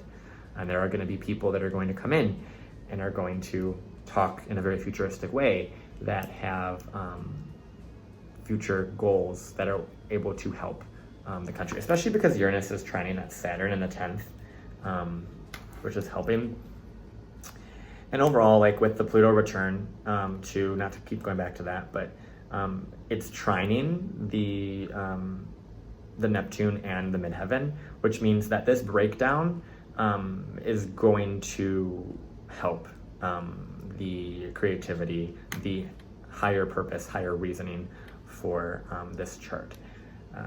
And it might show a more of a tightening of secrets, potentially. But with that Pluto opposing the Mercury in the 8th, that's going to force that out, I believe. I definitely do believe that's going to force a lot of that stuff out. So I do see some things coming up specifically for that. But overall, the USA's chart is very impactful, very positive, very influential for a lot of different reasons. And once we get more so in the very end of this video, which once again is going to be quite a long video, we'll be able to talk more about the specific things. And once we really see specifically December of this year is when we'll get a lot of answers, a lot more answers specifically.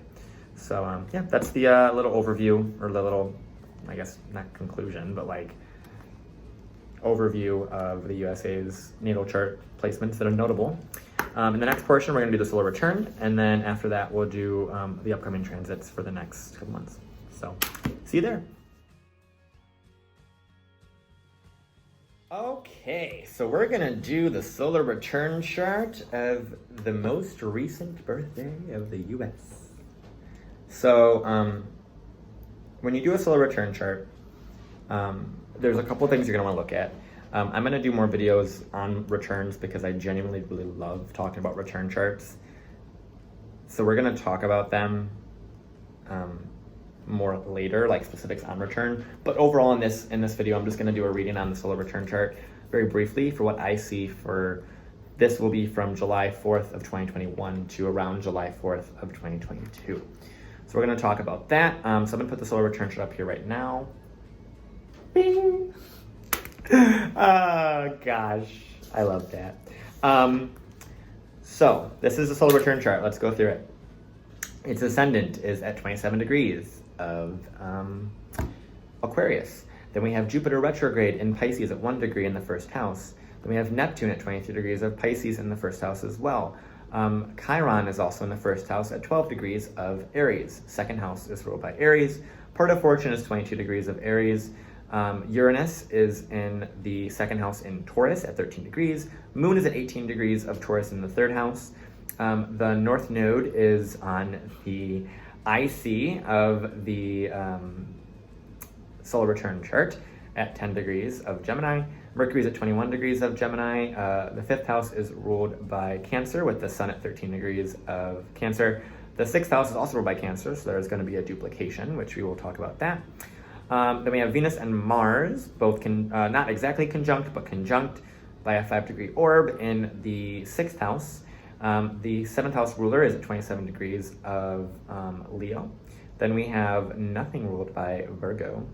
And then we have Libra ruling the 8th house. The 9th house ruled by Scorpio. 11th house, we have the Sagittarius midheaven. 10th house is the Sagittarius midheaven. 11th and 12th house are both ruled by Capricorn, with Pluto in retrograde in the 12th house at 25 degrees. I think that's 12th house. And then Saturn at retrograde in Aquarius and, at 12 degrees in the 12th house. And then now we're back at the ascendant. So I'm going to be using for the transits. I'm going to be using both the solar return chart for reference as well as the birth chart. Most notably the birth chart. Solar return chart is definitely important, but overall the solar return chart, you can use transits of the solar return chart, and there are definitely some that I will be using. However, for the most part, you're going to utilize the birth chart. I didn't want to add progressions into this video just because I think that would make this video a lot longer, even though it's already going to be a freakishly long video. I just wanted to let you know that. So there is that option as another way of predictive timing techniques that people use. So let's talk about the solar return. So this solar return happened on July 4th, 2021 at 10:55 p.m. And I put the birth time as Washington, D.C. because that is where, this all started. That's what I've used as the birthplace. And so with this, couple of things that are really interesting for the solar return. So what you want to look for in the solar return is obviously the ascendant, the midheaven. And then you want to look at the sun, aspects of the sun, because it's a solar return, as well as where Leo is, what's going on in Leo, if there's anything going on in Leo. And then any aspects to all those things that I just spoke about. So the ascendant, the midheaven, the sun, Leo placements, those things, or anything that are really important, like really important conjunctions to important angles. And those are more detailed. So this portion is gonna be probably about like 10 minutes or so we'll get into that. So with this, we have an Aquarius Ascendant, which is really helpful for this next year because it means that the next year between 2021 and 2022, it is focused on humanity, or it should be, rather. The approach is humanitarian. Now, with the ruler of the ascendant being in its own sign of Aquarius, it is a positive thing, right? However, this ruler is in the 12th, and it's retrograde. So this makes for a little bit of a difficulty in establishing a structure in this, because this ascendant is a Saturn-ruled ascendant, which needs structure. And the Saturn in this placement, in this chart, is in the 12th house, retrograde. Which, granted, it's in its own sign, so that does help it a lot. But it is retrograde, and it's 12th. Which 12th house is house of losses, house of unconscious, house of stabilizing the unconscious, house of stabilizing sort of privacy, and stabilizing yourself privately, and secrets and things. So this solar return chart definitely, not definitely, I don't say definitely, I don't like using definitive words, but it does to me, with Saturn and Aquarius in the 12th house, it does kind of hint at another sort of collective lockdown or collective sort of control. With this, it is something that I believe, because Saturn is, I don't know if Saturn is currently, so Saturn is still retrograde at the time I'm recording this video. However, once Saturn goes, because in the solar return, the Saturn's at 12 degrees retrograde in Aquarius. Currently, at the time I'm recording, it's like 8 degrees of Aquarius, still retrograde. Once the Saturn once the Saturn that's in the sky currently crosses over the Saturn that's retrograde in the solar return chart at 12 degrees of Aquarius, that's when I think a lot of things will happen, because that's when it'll kind of push in the forward moving direction. That's when I'm predicting that, in a sense. Which I don't know the exact date of that. I want to say that's probably around December-ish. I don't know the exact date, but that's what I'm thinking is right around there. I'll get an exact date later for that. But yeah, so there's an exact date for that. That'll be when I think a lot of the stuff's gonna really happen, especially because the fact that this solar return chart is a Saturn ruled chart, so you're gonna want to look at Saturn. Let's move on from there. So the sun is in Cancer, obviously. The sun is making an inconjunct to this Saturn in Aquarius, and also an inconjunct to the midheaven in Sagittarius, which is a very interesting thing.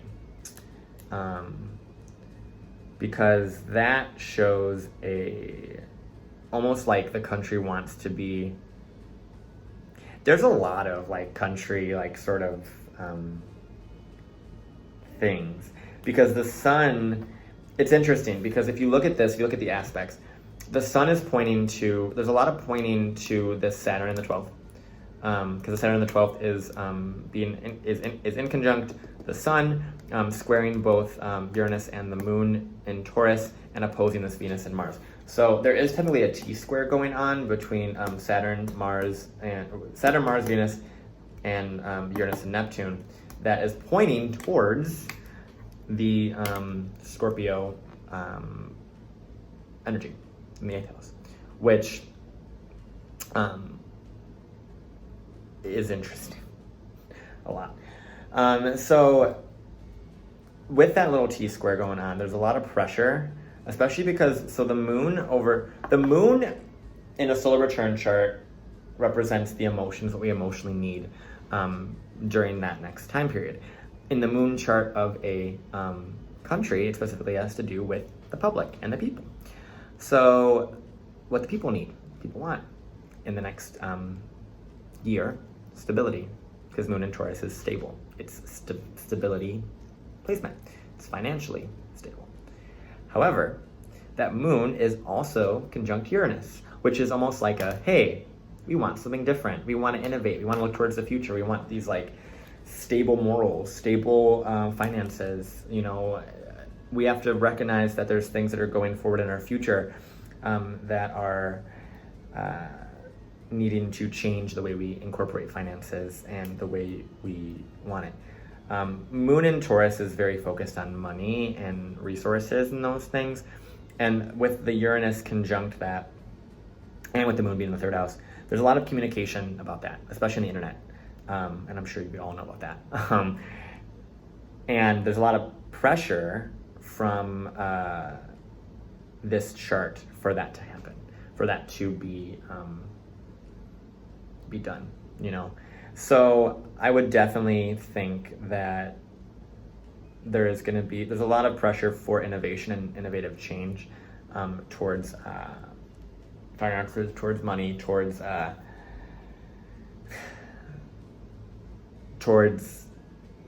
resources, because the moon in Taurus is very resourceful. It's very money. It's very income. It's literally like self-esteem, morals, those things. And with Uranus there, it's almost like there's higher purposes for what we emotionally want, right? There's a lot of like humanitarian focus. I mean, granted, we already knew all that with Saturn being Aquarius, you know, with all this Aquarian energy we've been going into. But especially in the USA's chart with that solar return, it's like the emotional needs of the public are innovative and wanting to move forward into something new and fresh and exciting, right? With that, moving on from there, we also have this Venus and Mars conjunction in Leo. That's also playing a part of this. So Venus and Mars conjunction in Leo is a placement of merging what you want and how you get it. So Venus and Mars is very self-focused. So definitely wanting something for being the best, being seen as the best, right? Venus and Mars are very like, they want to be Venus and Mars in Leo want to be adored for being themselves, being individual, standing out, being creative, being center of attention. And with this going on, it's very much like this chart like wants to be it wants to be admired for the work it does and the day-to-day things it's doing, but there's so much of a pressure from the people and from society, humanity. And the end goal of this chart is Sagittarius, exploration, impulsivity, you know, and that's an optimistic end goal for the year, is a Sagittarius midheaven, 100%. Granted, we'll get into that more so when we get towards the end of this year's transits. But overall, the Sagittarius midheaven, because it does also conjunct the ascendant of the natal chart, it has a nice sort of connection to it in that way. There are some connections that I see now that I brought that up in relation to how the solar return chart transposes over the natal chart. So the moon of the natal chart conjuncts the ascendant, which means that even more so, once again, emphasizes the power that the public has in this sense to influence the direction of that. Granted, there's still that Saturn in Aquarius retrograde, which once again, I don't know what's going to happen when Saturn hits that point of 12 degrees of Aquarius. But because the moon of the natal chart, representing the people, is conjunct the ascendant of the solar return chart, this next year is kind of, yes, it's up to the country, right? It's up to those things. But there's a lot of, and especially because Jupiter is helping that too. Jupiter is expanding kind of the energy that the country wants to kind of do right over the next year. But the moon there on the ascendant definitely does help the people being kind of in charge, and I think that's a very positive thing. That's what I definitely feel. I feel a lot of that influence of the collective kind of having a lot of say over what is done, which is beautiful. Granted, I don't know where that's going to go because there's a lot of stuff within the solar return chart that I could talk about. Another thing I want to speak about too, the Mercury of the solar return chart is exactly conjunct the Mars of the solar return chart. That, or the natal chart rather, that is a very, very talkative year about relations that this natal chart had, has. Because Mercury is in the 4th, conjuncting the Mars in the 7th of the natal, which means there's going to be a lot of conversations. And also that Mercury trines the Jupiter in the 1st and the ascendant as well. So there's conversations that are going to be talked about for sure. Definitely for sure. There's a lot. And then the North Node, there's a lot to break down in this. And like I said, I don't want to make this video freakishly long. It's already going to be, but I want to do more of a detailed topic on this solar return chart here in a later point potentially. But anywho, so the North Node on the Descendant in Gemini, South Node conjunct the midheaven. That is an interesting point because we'll talk about that when we get to the eclipse season, because that eclipse point happens on the angle. So because of that, that shows a lot of specifically with the North Node being in the 4th house, it's like I don't see relocation because that's not like a right way to put this, but reconnecting to roots, reconnecting to ancestry, reconnecting to truth and discernment, right? The node is pointing towards integration of self, integration of emotional safety. So I think there's a lot of stuff within this next year where there's a need to let go of the public perception and the goals and the wanting to achieve more, right? Like there's a lot of I think the US has wanted to achieve so much, and I am in the grand scheme of things, I am like no one in relation to the government, but there's a lot of things that to be said on this, where the South Node on the midheaven is kind of like, hey, and especially in Sagittarius, and also conjunct the ascendant of the natal chart, is like, hey, maybe you don't have to go and pursue all these things. Maybe you don't have to try and keep growing. Maybe it's time to work on yourself and face your shadows and face your darkness and face those things. That's kind of what it is. It's very much a more of an internal restructuring that I see over the next year with this. because there's a lot of changes that are definitely going to happen, especially because this T-square, this very tight T-square, there's a lot of stuff that the US has potential for over the next year. But there is a lot of pressure on it too, from the collective, from humanity, from those things to perform in a certain way and to perform in a way that is acceptable to everyone involved, which I don't know if that's entirely even possible because of how many people have their eyes on this particular country. You know, I don't think it's ever something that can appease every single person. I don't think it's even possible. But there is a lot of like rioting. But the thing is that's interesting, because there is the Mars is squaring the Uranus. I was gonna say there's not really a lot of like impulsive sort of fiery action, because in regards to riots, because like one of my first thoughts just now is like riots and those things, because the moon Uranus is very chaotic. It's very chaotic. It's an energy of like really just impulsive action, and with the moon representing the people, there's a very impulsive emotional reaction to things. But the moon's in Taurus, so it's not as like unstable as like a moon in Aquarius naturally, or like a moon in Capricorn. Not even moon in Capricorn, but like a moon in Aries with a Uranus connection would be a lot more impulsive than a moon in Taurus with a Uranus connection. So there is definitely there's a potentiality for anger with this Mars squaring Uranus in the second.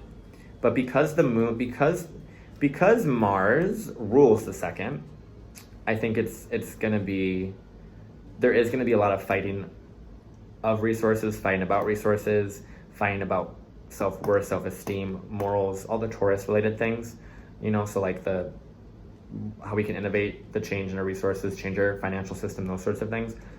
But the Mars, because it rules the second, it kind of has the say of what's going on. And there is kind of an individualistic sort of focus on that.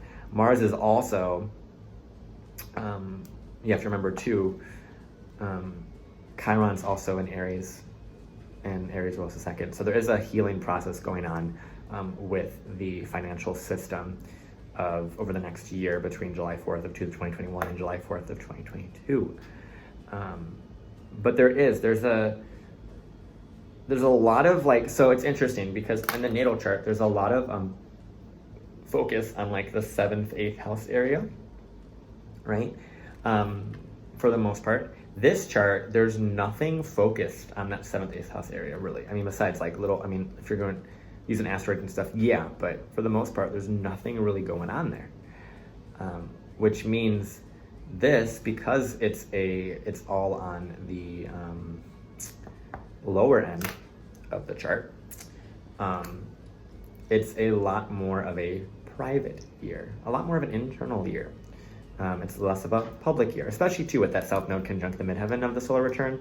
There's not really that much of a public year. And the North Node conjuncts the 7th house of the natal chart, which means that it's almost like a revisiting of the treaties and the contracts and the connections and relationships and mending those things. And also, because the Mercury is conjunct the Mars of the natal chart, which means there's people with Mercury and Gemini, especially because it's the 4th, people within the government, within people that they've spoken to, people that they've had treaties with, that they've made things with, that are talking to them, that are saying, get this clear, get this understood. And granted, I have no idea all of the responsibilities, all of the complexities of government. I don't.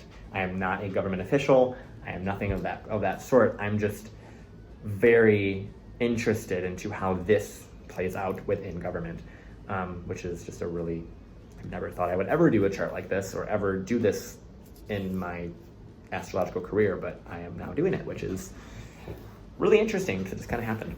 I just kind of felt really inspired to do this, and I just need to do it today. But yeah, there is this like, the Mercury definitely is, there's more communication happening in people that are angry with the US, if I'm getting this correctly. That's what I'm feeling. And yeah, there's a lot of tension in the next year because of this T-square, because of the Saturn-Mars opposition and Saturn-Venus opposition, and then, you know, the Moon in Taurus, Uranus in Taurus right there, squaring all of that, and kind of making a T-square. Because the release point is Scorpio. That's the release point. When you look at a T-square, you want to release it to Scorpio, which is going to be around 13 degrees of Scorpio, which the US doesn't have anything particularly at 13 degrees of Scorpio in the natal chart. It does have its sun at 13 degrees, which means there's a natural trine to that. So I think the release point of this scorpionic 13 degree mark is going to be what is going to help the tension, which that's interesting in itself because the sun is trining that, and this is a solar return chart. The 13th degree of Scorpio is going to help that, which means shared resources, you know, kind of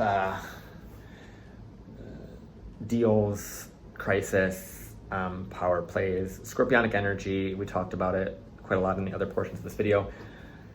It has to do with control and power and those things, and I think that utilizing the resources that it has from other people can definitely help this. I don't know if I genuinely don't think that utilizing force is going to help, because Plutonic Scorpio energy is it on the low evolved form. It can manifest as emotional control, psychological control, psychological manipulation, right? However, Scorpionic energy on the higher evolve, which is what it's supposed to go towards, is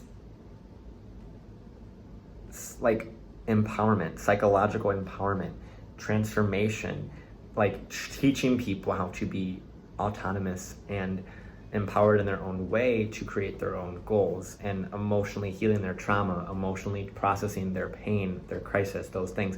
So with that scorpionic energy there, it does mean that there is a need to, that's the release point of the next year, is to move towards that Scorpio 13th degree,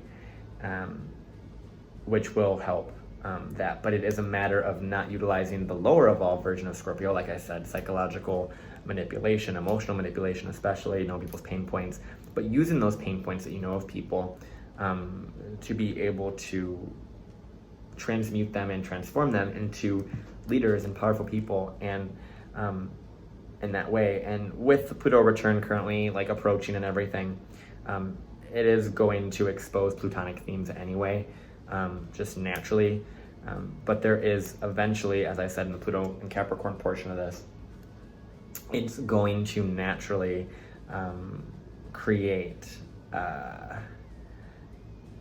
in the long run, empowerment and strength and visibility of darkness, which the way to get through darkness and transmute darkness is to shine light on it. If you're avoiding it and you're avoiding shining light on it, you're avoiding sharing it, there's reasons as to why that's happening. And it's very important to share that in whatever way to allow the healing to happen. Because once again, with Pluto and Capricorn, with Plutonic energy, the truth will come out. And it may or may not hurt the reputation. However, it will transform and empower the people, or empower the individual to do what they need to do to create better leaders and things. So that's most of the chart there. I could break this down more, but I'm not going to, because this is almost a 30-minute solar return video. I spoke about pretty much all of these things the Ascendant at 28 degrees Aquarius, Mercury conjunct the natal Mars of the US, Jupiter conjunct the Ascendant at 1 degree is of Pisces. That's notable too. So just like I talked about with Saturn retrograde in Aquarius at 12 degrees and Jupiter retrograde in Pisces at 1 degree, when Jupiter goes into 1 degree, about 2 degrees to be honest, of Pisces, that is when a lot of the things are going to start really coming out. Because a lot of the things in this chart are retrograde, right?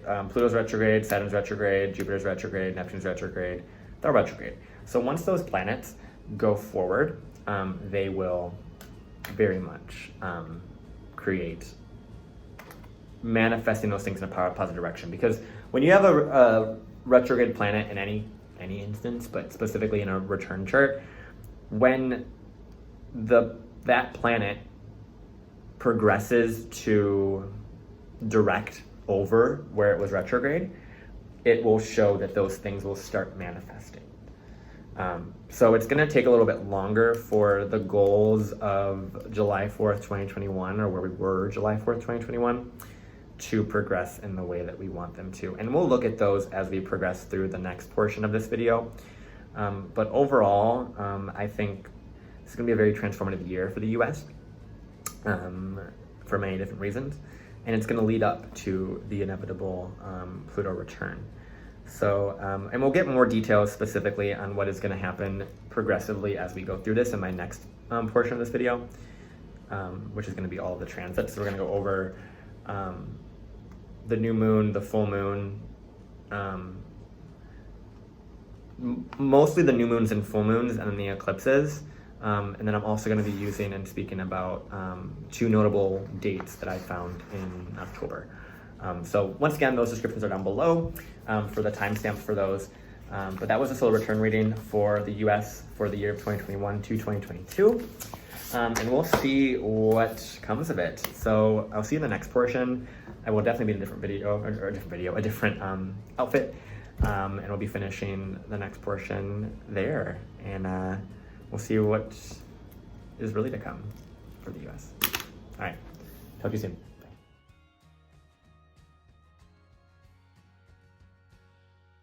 Okay, so welcome back. This is the upcoming transits for the USA's chart for the next around 4 months. So September, October, November, and December. And a lot of these, so just so you know, most of these are going to be related to the new moon and full moon of the months. I will be doing, as the time progresses, I will be doing videos as well on those new moons in specific and full moons in specific. But the first thing that really brought my attention to these transits, which is going to be more of the bigger portion of this USA transit thing, is the general strike that we have scheduled for October 15th, because that was kind of what spurred a lot of these thoughts in my head of wanting to do this video. So in the description box below, you're going to see all the timestamps for all of the specific dates and how those transits relate. I'm going to try and make each of the transits videos probably about like 5 to 10 minutes. Just because I'm going to pull the charts up, put the charts up here so you can see, and then we'll talk about them in order in time. And then, like I said, as those dates actually approach, I will be doing, whether on here, on my Instagram, or on my TikTok or things, I will be doing more in-depth videos on the new moon and full moon and those specific dates that that will be mentioned in the video. So yeah, so with that being said, let's get started with the upcoming new moon in September of 2021.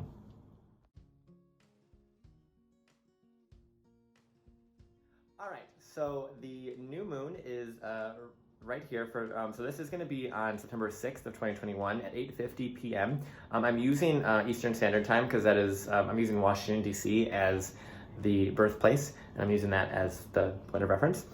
But this is overall just like this will apply 8:50 p.m. Eastern Standard Time on 9/6/21. This will be when the new moon is overall. So like I said, there'll be detailed videos that I will do as they progress and we get closer to that.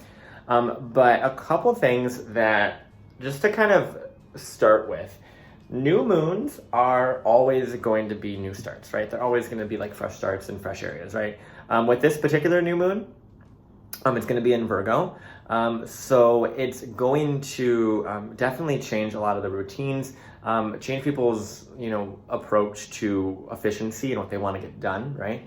Because Virgo rules that. Virgo rules the sort of the mind in that way, and the organizational mind. So people are going to be changing their goals, changing their day-to-day routines.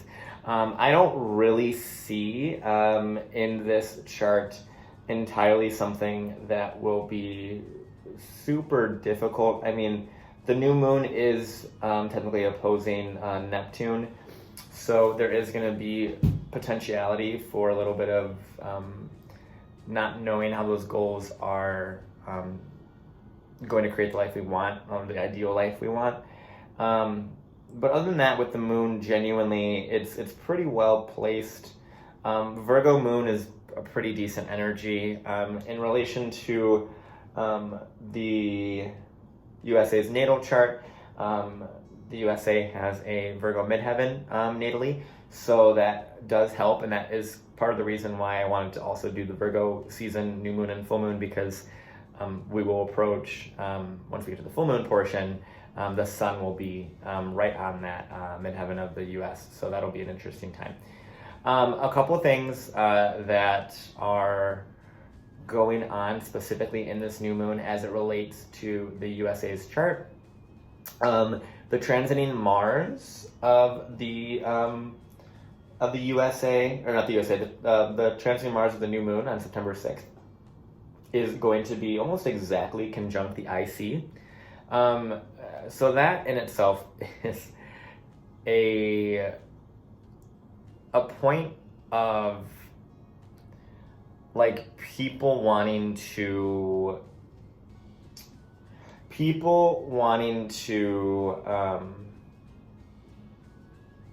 really fight, right? I don't know why I said it's conjunct the IC, it's conjunct the MC. But people wanting to fight for what's right, people wanting to fight for what's clear, right? Because as I talked about in the natal portion, specifically of Neptune and Virgo midheaven energy, when Virgo energy is involved with the midheaven and all the stuff with the US, there's a lot of details that need to come out. And with Mars there, Mars pushes for those details. Mars is like, we need to get details. We need to be efficient. We need to know where these goals are going. We need to be forward thinking in the sense of what are we doing today that will create the future. So I do think that with the Mars in Virgo conjunct the midheaven of the USA's chart, that is potential for a lot of not like public fights in that way, but a push to help us realize what we're trying to actualize as a country, right? Or what the US is trying to actualize as a country. And also trying to kind of get rid of that veil that Neptune has kind of put there. As for other things, the Mercury of the transiting Mercury on the new moon is going to be conjunct the USA's natal Saturn. So that is kind of telling me there is going to be a little bit more conversation about what is right, what's fair, those sorts of things, and making sure that does happen, making sure that those conversations are had, because transiting Mercury conjunct Saturn is going to be a placement that is going to spur conversations that will help long term, right? That will manifest those people and places and things that are gonna inspire and understand the importance of whatever that Saturn placement is, which is Libra in this case. So the importance of social justice, the importance of fairness, the importance of give and take, right? The importance of reciprocity, those sorts of things. So with Mercury there is kind of potentially on the other end of it a sort of silencing of the voices of I don't know if it's silencing the voices of the collective, because the public is more of the moon. But once again, I don't know how I'm recording this video at the time prior to the Aquarius full moon at the end of August, so I'm not sure how that will manifest in the USA's chart, because that is the USA's moon sign, so I'm not sure how that will go.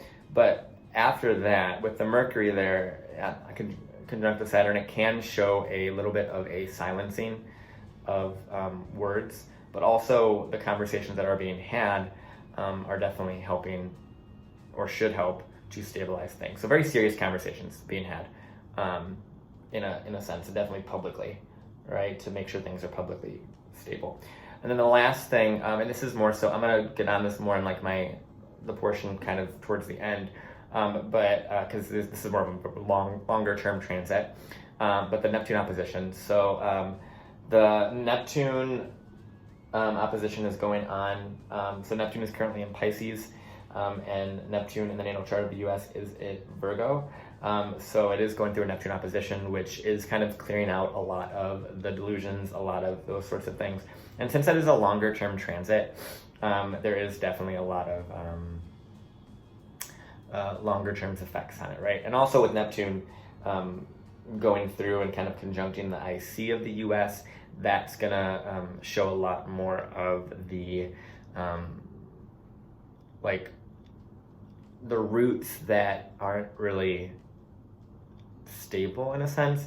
It's gonna confuse, because Neptune oppositions are meant to kind of bring unveilings, but also like the veil shifts to the other side of where Neptune's at. That makes sense, because Neptune when it opposes itself, it kind of like mirrors itself back. So it's kind of like what the delusions or illusions were in this Neptune Virgo energy, it shifts to Neptune Pisces, it shifts to that part of the chart, which is the IC. So there might be some things that are a little bit more on the private side of the US, which wouldn't know, no idea. But yeah, so there's definitely that too. But overall, those are the three things that I really want to talk about with the new moon on September 6th of 2021. Like I said, I will be going through like a bigger video of the new moon as it approaches. So look out for that, whether on my Instagram or those sorts of things. So let's move on to the full moon that we got going on in September. So let's move on to that.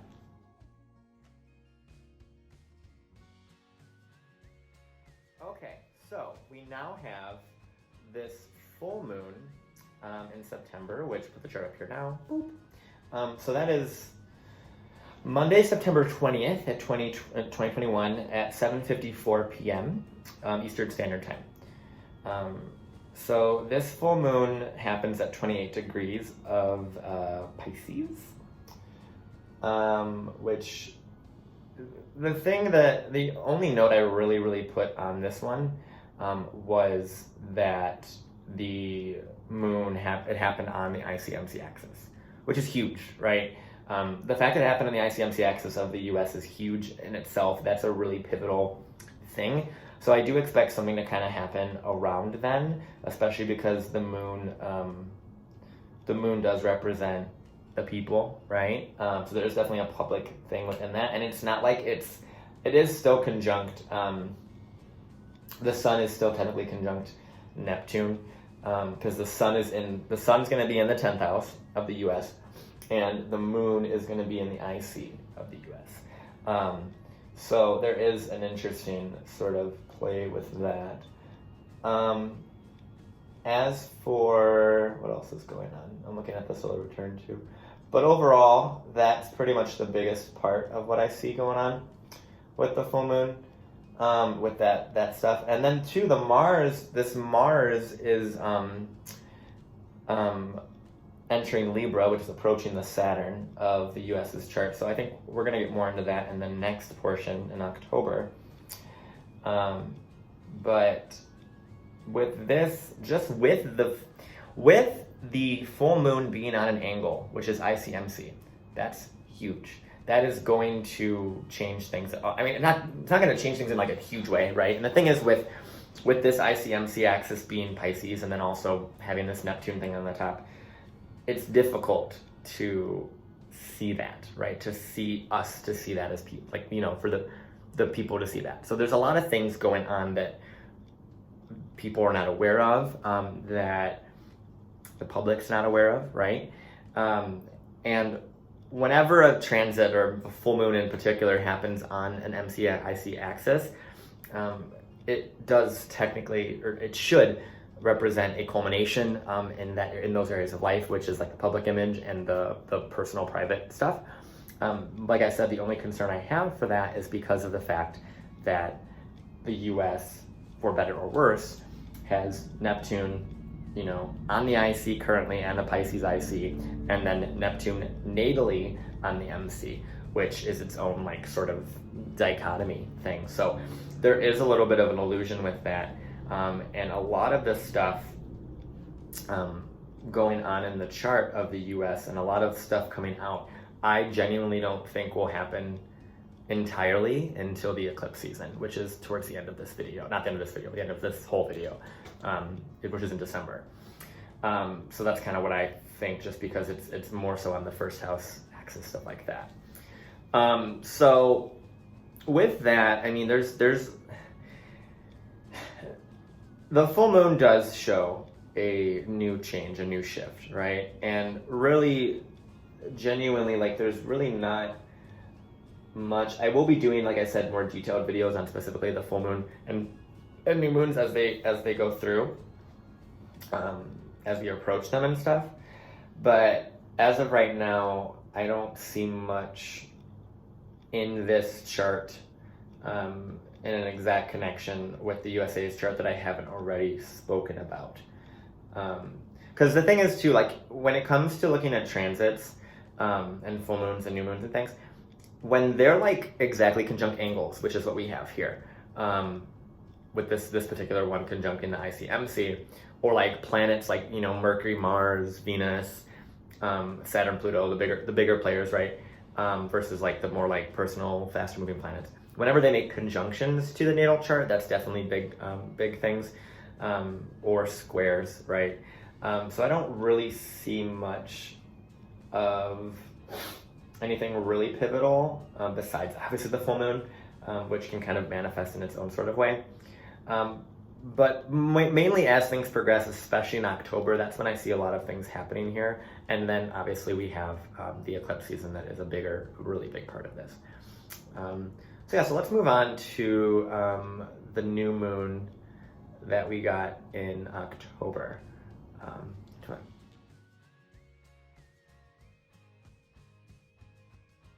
All right, so in October, I have 4 dates that I have seen. Granted, as those dates approach and things, and as I get to do my forecasts and things for those months, I'll get a little bit better idea of specific things that are going on in relation to the USA's chart.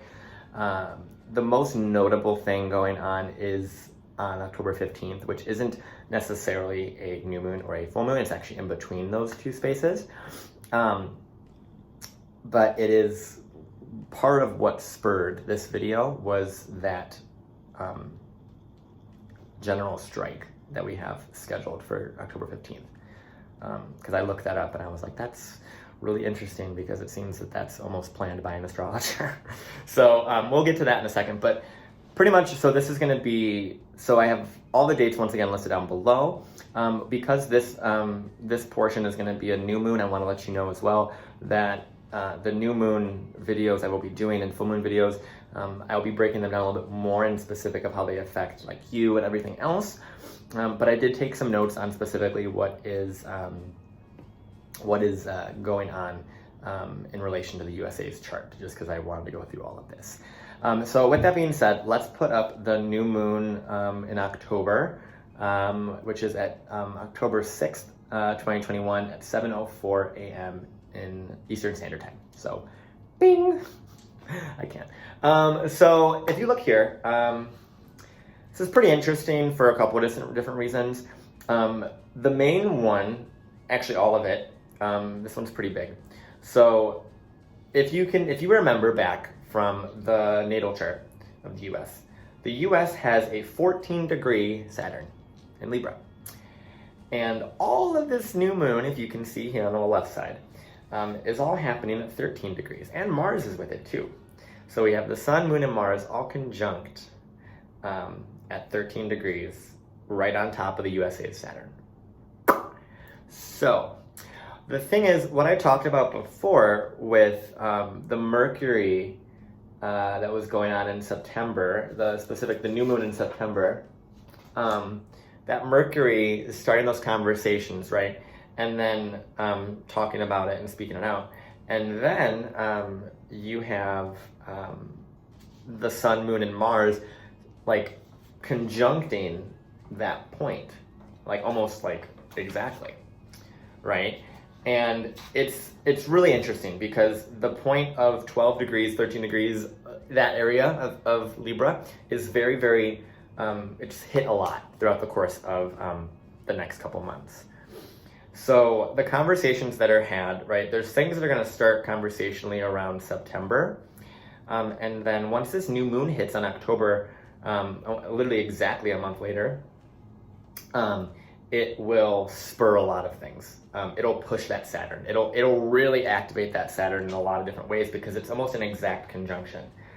So it's going to, especially because Mars is right on top of the Saturn, which means Mars is pushing those lessons and saying, you gotta learn this stuff. Okay, Saturn in Libra, you gotta learn it. You gotta get on it. You gotta fight for what's right. You gotta be fair. You gotta be equal. You gotta take care of your relationships. You gotta take care of, you can't play both sides. Libra energy and Gemini energy too, but mainly Libra energy can definitely play both sides of the coin, and kind of be everyone's friend, but then never pick a side, right? And that is technically a power move too. That is a way to keep yourself in power, because you don't ever prescribe to anyone else, so it keeps you in demand, right? You don't ever pick a side, so it keeps you wanted.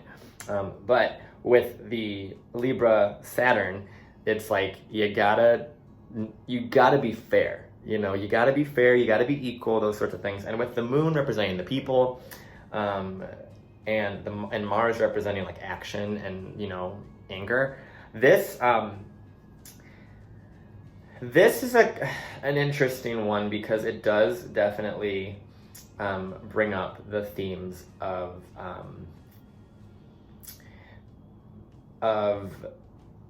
like, I don't want to say social control because that's not really what it is, but because there's a Saturn, right? So Saturn in the natal chart of the US is all on top of this stuff. So there is some stuff going on right around October 6th.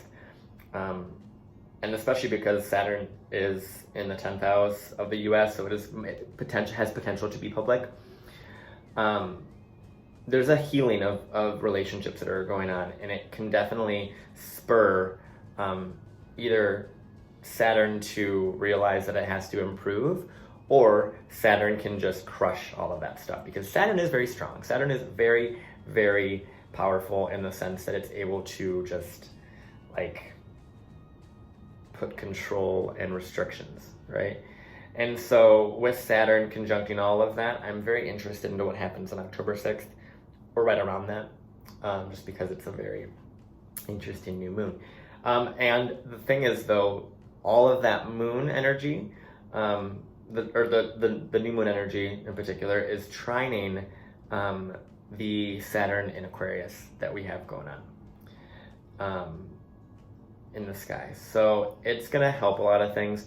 There is a in conjunct to Uranus. So this energy kind of tells me that there's going to be relations. I don't know if it's a one-on-one relation. It's not necessarily a collective thing, but there is some sort of one-on-one conflict that'll come up with Mars Libra on top of the Saturn of the US and all those sorts of things. But because there's this Uranus in conjunct from it and a Saturn trining it, there's almost like an energy of the people wanted this. The people need someone to represent them in this sort of back and forth between that. So I'm not sure what that means, but that's what I'm getting. Once again, I'll be doing more detailed videos on the specifics of the new moon and full moon as they approach. But that's mainly that part, is the Mars is conjunct the Saturn, and so is the moon and the sun. And then the other thing too is during this new moon, there is a Mercury retrograde, which is what really interests me, because that then means that the communication of the US is a little bit strengthened during this time, because the US does have Mercury natally retrograde in their chart. So there is definitely that is a little bit interesting. But the thing is, with it being retrograde, it is going to retrograde over that point that I talked about it's going to retrograde back and forth between the Saturn of the US. So it's going to go back through this new moon I'm talking about in this portion, as well as the Saturn that I'm also speaking about. So there's going to be this like kind of shift around that. So that's why it's interesting to see where this is going to go. I'm very intrigued. So that's pretty much that on the new moon on October 6th. So let's move on to the big one, which is the National General Strike scheduled for October 15th. So let's talk about that.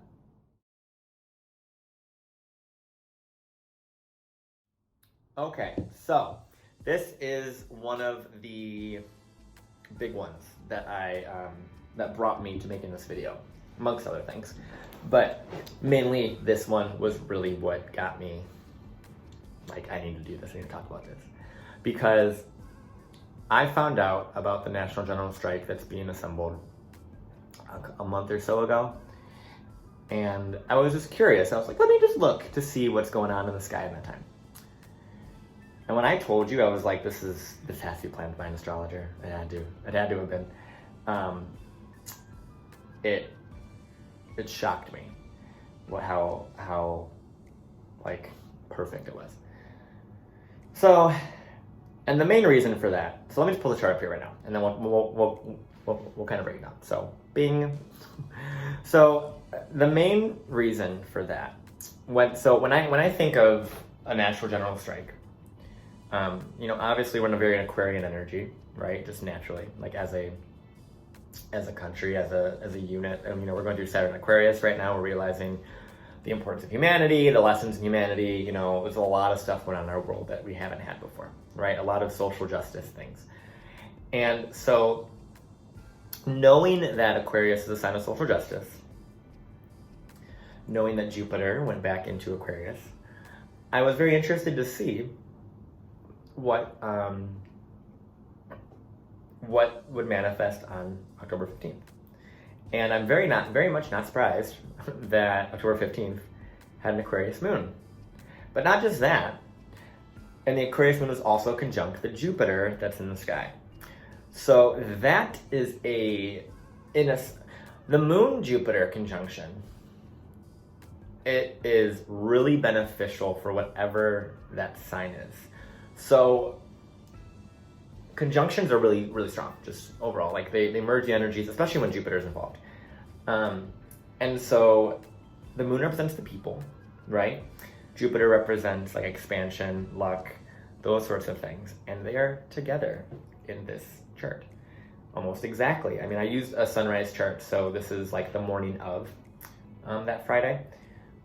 But with pretty much the exact conjunction, because the exact conjunction will happen at some point on that Friday, it's really beneficial for that moving forward. And the thing is, too, with this, the Saturn, which is the one that Jupiter listens to, which is the one that a lot of planets listen to, is Saturn, is going forward. It's going direct now. It's not going retrograde anymore. So it's starting to say, okay, we've done all the work, we've done all the reassessing, changing the rules, those sorts of things, and that's just Saturn retrograde in general. And then when it goes forward, it's like, okay, let's revisit these points. Let's improve upon what we were working on in the last couple months since end of May.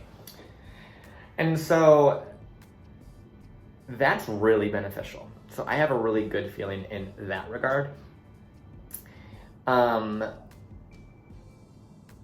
The sun is also trining the moon, right? That's really helpful. That means the energy, what we want, or what is a want, and how we meet those needs work really well together.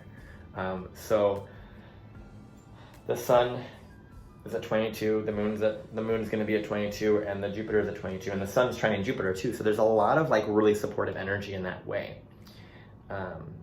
And the sun is conjunct Mars, which is a fighting for energy, right? We talked about that in the last portion with the sun and the new moon in Libra, where the sun, moon, and Mars were conjunct. And the sun and Mars are still conjunct. The sun has now passed Mars in this way. So that's really interesting. which means when that Sun-Mars conjunction is exact, there might be something going on, and that's between October 6th and October 15th, so within that 9 days. So that's an interesting thing to say there.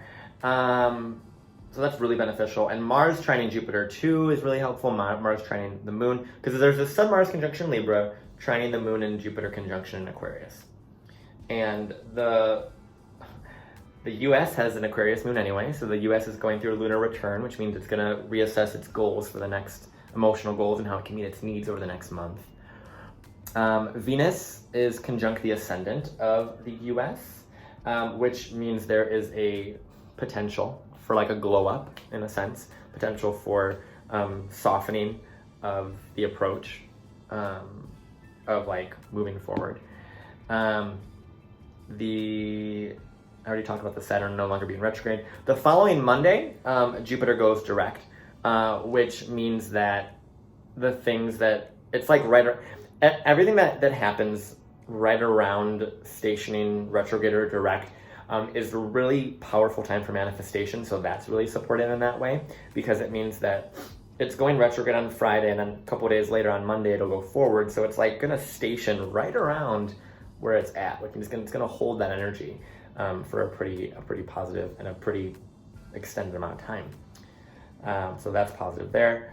The Sun-Mars conjunction is opposing the natal Chiron of the U.S., which I haven't talked about. I kind of briefly talked about it in the Chiron and Aries portion, but the U.S. is going to be going through its Chiron return.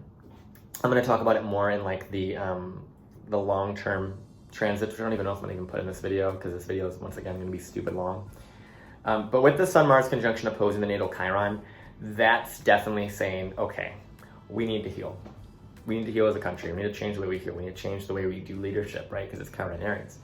Because there's people that are being hurt from this. And there's definitely with the Sun Moon on the Saturn, and and then the Sun and Mars opposing the Chiron, the natal Chiron, and the Chiron return happening. There's a lot of powerful transits. And then I haven't really spoken about the Pluto return, but those are all really, really, really powerful. As for, I'm not going to talk about most of these things. So most of them are all genuinely positive. And I get a really good feeling about this day, because even Saturn isn't really like poorly aspected. It is, like I said, it's stationing direct, which means it's going to be able to do a lot more. And once Saturn so because Saturn is retrograde, right? And any retrograde planet, I think I talked about this before in a different portion of this video, but any planet that goes retrograde, specifically Saturn, but all the planets, when it goes retrograde, let's say on,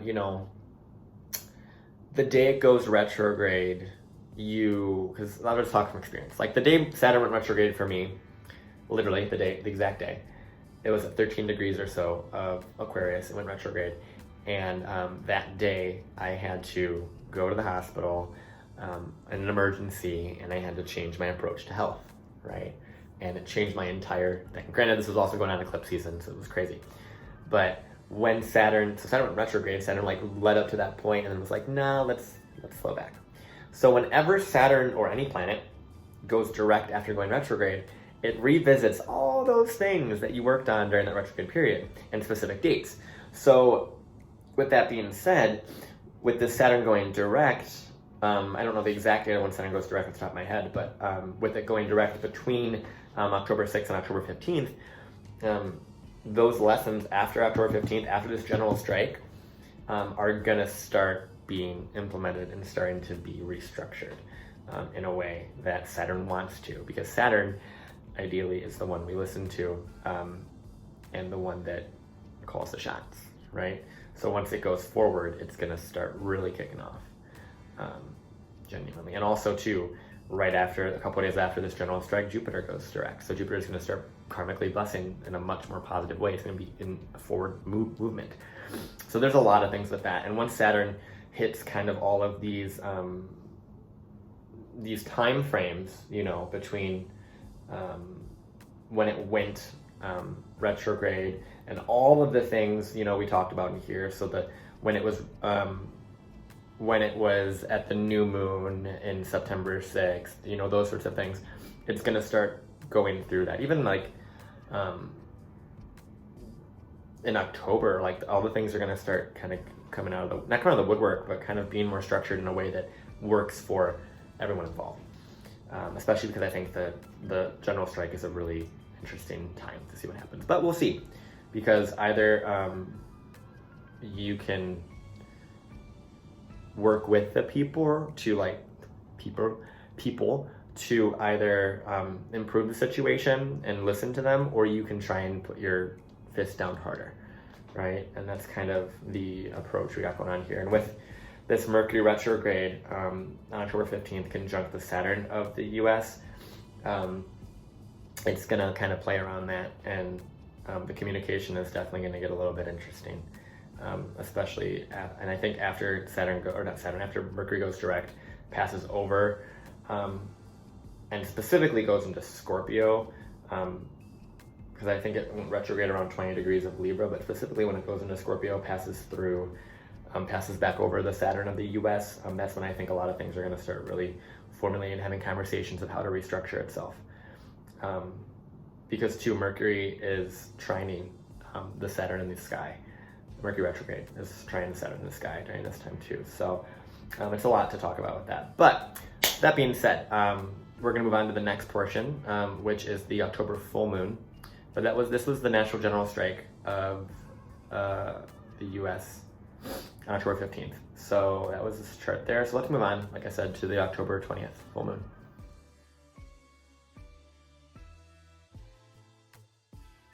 Okay, so this is the full moon in October on October 20th at 10:56 a.m. Eastern Standard Time. So once again, since this is a lunation cycle, this is a full moon, I want you to know that I will be doing more updated videos on these as they progress, whether through here on YouTube or through my Instagram, TikTok, those things. So make sure to get those down below. And I'll do more of a detailed explanation of the overall of those lunations. But there's not, the October full moon, I don't think has, I mean, it has definitely powerful potential because of this like grand, or this T-square we got going on. So with the, let me move, I'm not in the way. So with this, there's only a couple things transit-wise that are exact hits, or things that hit the natal chart of the US that is worth noting, which is mainly the Mercury that is now direct. I don't know the exact date of when it goes direct, but it is now direct in this time, which means it's revisiting and reintegrating and whatnot, and moving forward into the future and approaching once again that Saturn that the US has in Libra. So that's part of that there. But the more interesting part is, well, and the other part too, the moon of this full moon is very loosely conjunct the Chiron of the US by a 7-degree orb. I don't typically use that wide of an orb, but it can be interpreted that it would be there because the moon would still be in that constellation. But anyway, that's a looser thing, so that could definitely be triggered, but with that wide degree of orb, I'm not quite sure. What I'm more interested in though, and this is more probably for the actual full moon video that I do on this, is this T-square that we have with the moon, the sun, and Mars. Because a lot of October too, like genuinely most of October, we have the sun and Mars together, like traveling together, which is a lot of like movement and a lot of like things, right? And that in itself is a lot of action. And with it being Mars and Libra, Mars doesn't really like being a Libra. It's a lot of conflict, right? Interpersonal conflict, fighting for fairness, right? And with the sun traveling with that, there's definitely a want for fairness, for relational fairness. And this can manifest more in like one-on-one relationships personally, not necessarily on the USA's level, but definitely there's a lot of stuff over the course of October that are really pushing for fairness, right? Especially, like I said, with the Sun Mars like traveling through pretty much the entire sign of Libra together. It's crazy. But so with this T-square that we have with the Moon, Sun and Mars and Pluto, those are all kind of pressuring the Moon. Mars, so the Sun and the Moon, they work together, right? So I'm gonna omit the Sun from this for the example of making the point. But the Moon is opposing Mars and squaring Pluto, and Mars is squaring Pluto too. So like this is weird. Yeah, and this is, like I said, this is more so for the actual like full moon, less so the implications of the US with that, because I don't see any really pivotal things happening with the US at this time. I see a lot more of it happening on October 15th with the general strike, and a little bit more a couple days after this full moon. But with this moon squaring Pluto and opposing Mars, and then Mars and Pluto squaring one another, and Pluto being direct now, there's a lot of tension to act, and emotional anger, like Moon opposing Mars, angry, like sort of impulsive, like acting on your emotions, acting out. And with Mars being in Libra, it's like a fighting for similar to Aquarius, where it's like fighting for what's right. And with that also there is this like fighting for what's right, but Mars and Libra is more of like the one-on-one, like you're wrong, and this is why you're wrong, right? That's very much Mars and Libra, very much like focusing on the other, right? Not really focusing entirely on the self. So this moon in Aries is definitely an interesting one. I definitely see a lot of emotional volatility overall with this, and with the T-square. With Pluto too, there's transformative change, there's things coming out. Like I said, this is much more on a collective level that I'm seeing this. For this full moon, this isn't really a specific thing to the US, but I wanted to put it in there for the reason that it was a full moon, just because I felt it was important to look at. But overall, this full moon isn't like absolutely, I mean, it is intense. And the release point of that is Cancer, around 24 degrees, 25 degrees-ish, which are between 24 and 27 degrees. So that's interesting. Okay, so now that does add a part of the US's chart. So the T-square, I don't know if you're aware of how T-squares work, but within T-squares in astrology, it's two signs that are opposing one another, and they're both squaring the same sign. So it looks like a triangle, right? And the release point of a T-square is opposing that like apex, which in this example is Pluto at 24 degrees of Capricorn. Do you want to know what's at the opposite point of that? At 24 degrees of Cancer, which is the release point? It's the Mercury in the 8th house of the US. So that is interesting, because that's kind of all the tension's gonna go to like, hey, share it, talk about it, be truthful, be honest, let us know what's going on, right? And it's putting the tension on that Mercury in Cancer that the US has at 24 degrees. And also with Mercury being direct at the time of this full moon, and Mercury being natally retrograde, the communication is not going to be easy for the US, assuming that's where if I'm connecting those two, that's where that tension's going to go. Communication's not going to be easy because Mercury in the sky is not supporting that, right? And Pluto and the Moon and Mars and the Sun are all like pointing to the Cancer Mercury that the US has. So it's like really saying we got to communicate about our values, our emotions, right? And our history, our ancestry, those sorts of things. And also with Mercury being in the 8th house of the natal chart of the US. I mean, I talked about that in the previous portions. If you're interested in that, it's down below. But that's also like an exposing or a potentiality for exposing. So there's a lot of pressure in that sense, especially because Pluto is direct now at this point. Almost every planet is direct besides Uranus and Neptune and Chiron. But for the most part, all of the bigger players, Saturn, Uranus, or Saturn, Pluto, and Jupiter, are all direct. Mercury is direct at this point. So I definitely am interested to see what happens in the communication aspect for the full moon in October. But like I said, overall, we'll see what happens with this, and I definitely will be doing a video on this full moon because it seems powerful in the sense of that T-square. So we'll definitely talk about that more. But let's move on to the other notable date that I put in October, which is October 26th. So let's move on to that next.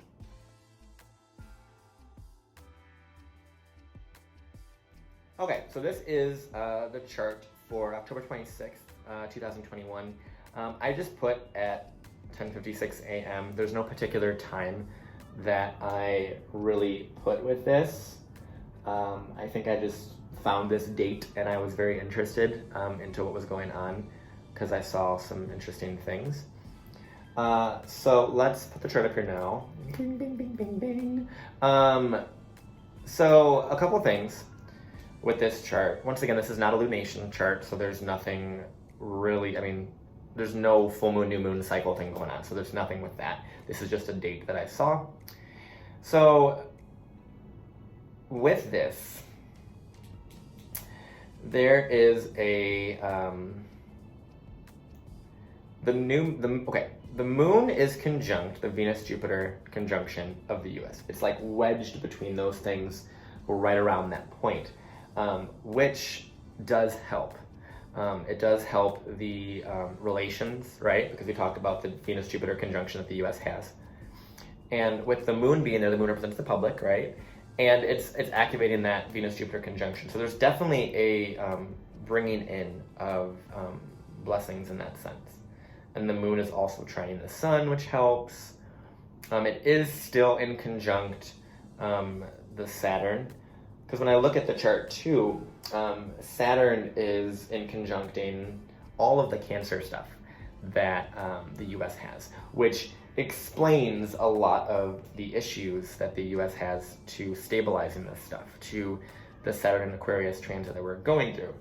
Granted, the inconjunct is going to kind of go on for most of, actually all of the, pretty much all of the Saturn and Aquarius transit, because the US has so much Cancer energy that the Saturn is going to be pretty much in conjuncting that the whole time, which means there's a pressure to change, but not knowing how to change. It's similar to a square, but inconjuncts are more difficult to work with because they're energies that are naturally just kind of don't work together, which is why the moon in Aquarius doesn't really work that well, because Saturn and Aquarius are at an inconjunct. So with that, there is this general pressure, and part of the reason why the US is struggling is because of that, because Saturn is forcing those changes and it's not really helping. But once Saturn goes into Pisces and it trines all of this stuff, you know, that the US has in Cancer, it'll definitely support a lot of those changes. But with this inconjunct, it definitely is a difficult time. The Mars of this particular date, October 26th, is squaring almost exact the Pluto of the US's chart, which can definitely indicate a starting of the Pluto return, or kind of indicating some sort of pressure of the Pluto return. More notably, when Mars and Pluto conjunct in Capricorn, that's going to be a little scary, just because it's scary. Mars and Pluto together, kind of scary. And also because the Mars is going to trigger that. So that's its own thing. And that's more so on the, end of December chart, less so the eclipses. Because I'm going to end this video at least on the eclipses. And then I'll do more if you guys want as they approach and stuff. Because I don't want to make this video too long, even though I know it's going to be stupid long. And we can talk more about like that particular of December, because I definitely do want to do more of the forecast videos, so you can definitely see those as they go through. But anywho, October 26th. So the Mercury conjuncts the natal Saturn of the US. It now has passed that point of the actual, it's not an exact conjunction, but it has passed that point, which means everything I was talking about in October, towards the end of October, this particular date, right around October 26th, is when Mercury will finally pass over that Saturn point. It's not going to get past its retrograde, where it's stationed retrograde, for a little bit, because it's stationed retrograde right around 24 degrees, I want to say. I don't know the exact degree, but around 23, 24 degrees of Libra is when it's stationed retrograde, right around end of September. So end of October, it's not going to go all the way through it, but it is going to pass over that Saturn point. So I definitely see something happening in that way, some communications, because Mercury Saturn is definitely its thing. That's kind of the theme of October. What I keep seeing is the Mercury Saturn conjunction that we got.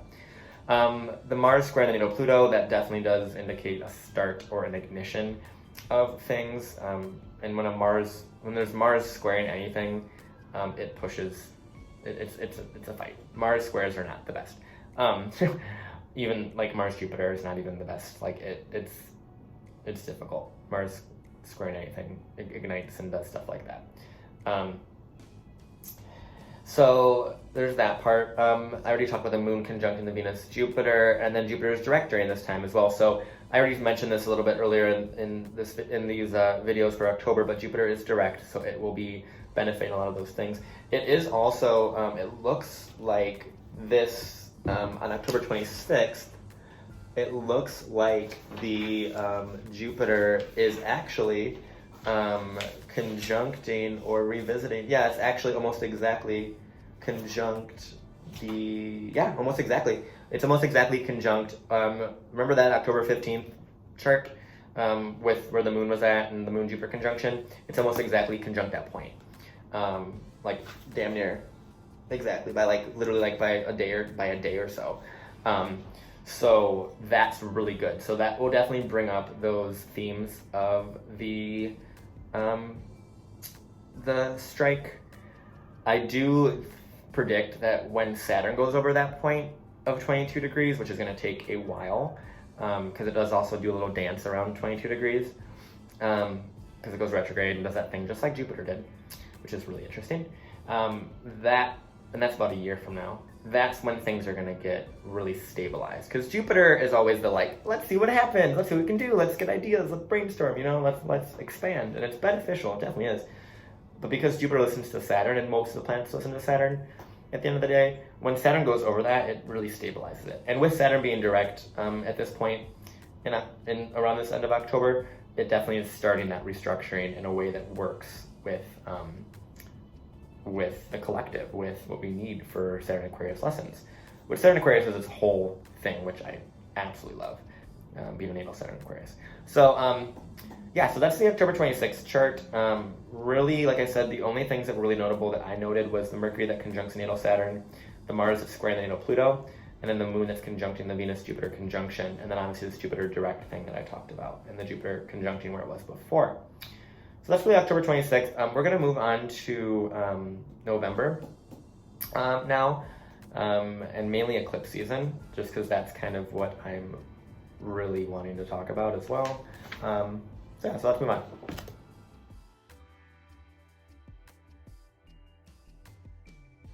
All right, so I specifically didn't do the new moon and full moon of November, only because I like the Scorpio. I didn't do the Scorpio new moon and Taurus full moon, just because I kind of didn't want to, or at least I didn't really feel it was necessary. At least the Scorpio new moon, I didn't print it all off because I didn't want this video to be stupid long. It already is going to be. But the new moon in Scorpio, it's going to happen around, I want to say like November 5th, I think. I don't know the exact date. I haven't looked into it. I will be doing videos on it as it approaches as well. but I was way more interested in the actual eclipses, which one of them actually is technically on the Taurus full moon. The other one is on the Sagittarius new moon, and those are the last two I'm going to be doing here. And once again, when I get to the eclipses, in like my own videos in time, in this, we'll definitely have a conversation about those way more. Because eclipses are a very powerful time for manifestation, and by manifestation, I don't mean like setting intentions. Like, it's very chaotic. It's no rules apply during eclipse season. Eclipse season is literally like, oh, okay. Like, you just wake up and you're like, I don't know what happened, but like, it's just chaotic things happening and things that I never would have predicted, but the universe puts you on the right track. Because that's what eclipses do. Eclipses are a very, very interesting time. So, with that being said, let's put the chart up here for the eclipse on November 19th at 3:55 a.m. Eastern Standard Time. So, bing. All right, so this is the chart for the eclipse.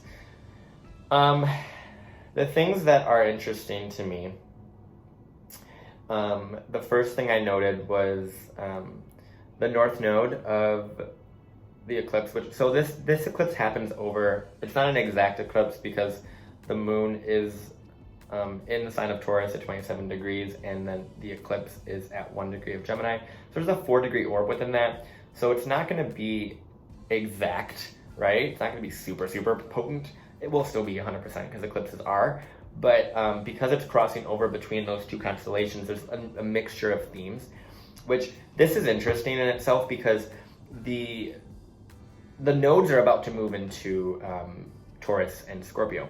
So it's kind of a precursor to this movement into the North Node in Taurus. So it's definitely interesting in a couple ways because of that. But overall, with the eclipse, it is still going to be extremely powerful, extremely manifesting, all those sorts of things. So the north node of the eclipse point that's being activated is at 1 degree of Gemini, which is going to be conjunct the Descendant of the US's chart, because this eclipse is happening all over the US's axis, all of it. Like, it's like, bam. And so it has a lot of potency for drastic change and sudden repositioning, because I could definitely see that. Mercury is with Mars, and the Sun is with Mercury, and there's this nice little, like, actually, I don't say nice, but very intense energy. Scorpio energy in general is really intense. No one can really, like, pin down Scorpio, because Scorpio is like that, like, really... It can either be disempowered or empowered, but once it's empowered, it, like, can't get down from there. You know, it goes through these cycles. The things that I noted for the eclipse as it pertains to the US's chart, because once again, I will probably be doing a eclipse video as these approach. But as it relates to the USA's chart, there's a T-square that's causing the pressure to the USA's moon. So what I talked about before in the other video, which was, I think, October 26th, October 20th, yeah, the full moon in October, there was a T-square that the release point was the Mercury of the US's chart. This one, however, the moon of the US's chart is actually part of the T-square. So the moon of the US's chart is right around the Jupiter of that's going on with this T-square, because we have the Sun in Scorpio, the moon in Taurus, and the Jupiter in Aquarius, and they're opposing and then they're squaring. And so and the moon of the US is right on that Jupiter, which is beneficial genuinely for, like, emotional expression and those sorts of things. The voices of the people are definitely being heard during this Jupiter and Aquarius transit, which is really, really helpful. Like, I'm really happy that Jupiter is in Aquarius during all of this, and Jupiter went into Aquarius with Saturn because it kind of assisted the start of that Saturn and Aquarius transit, so I'm really happy about that. But with the tension being on the moon, that's a really interesting eclipse, because the eclipse is going to activate all of those points. The release point of this is at 24 degrees of Leo, which isn't really hitting anything specific in the USA's chart. As for the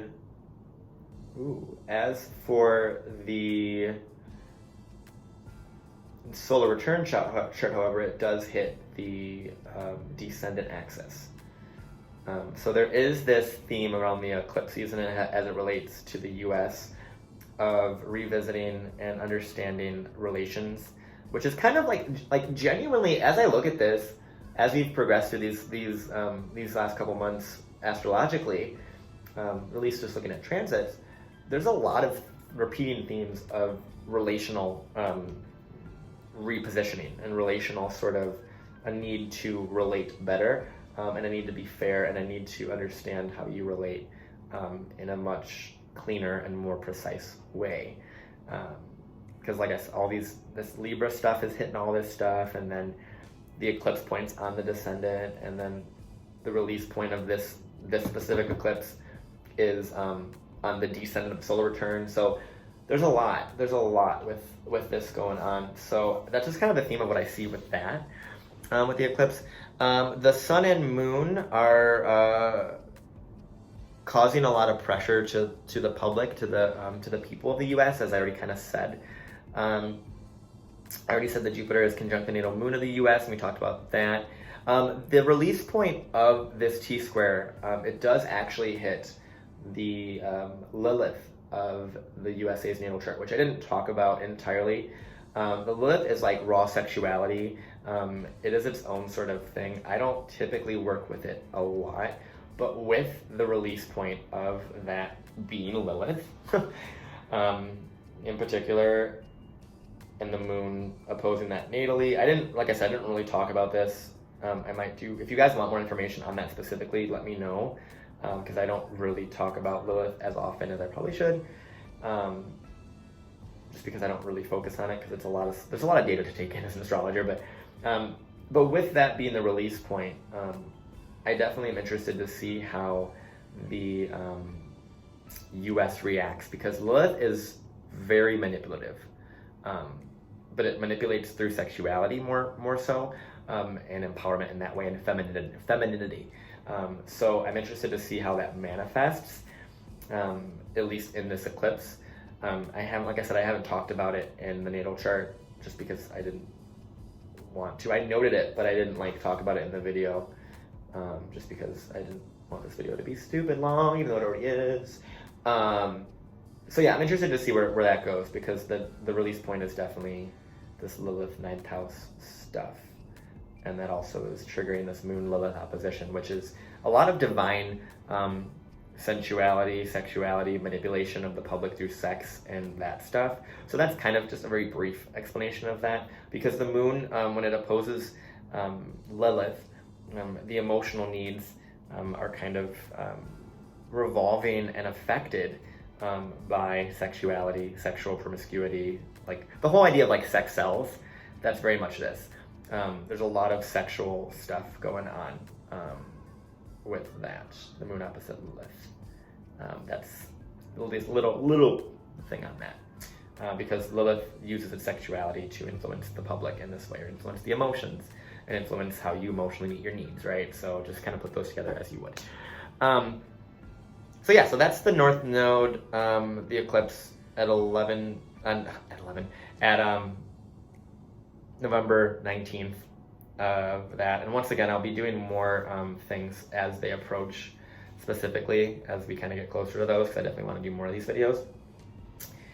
But yeah, so let's move on to the last portion, or the last transit, which is the eclipse in December. So let's move on to that.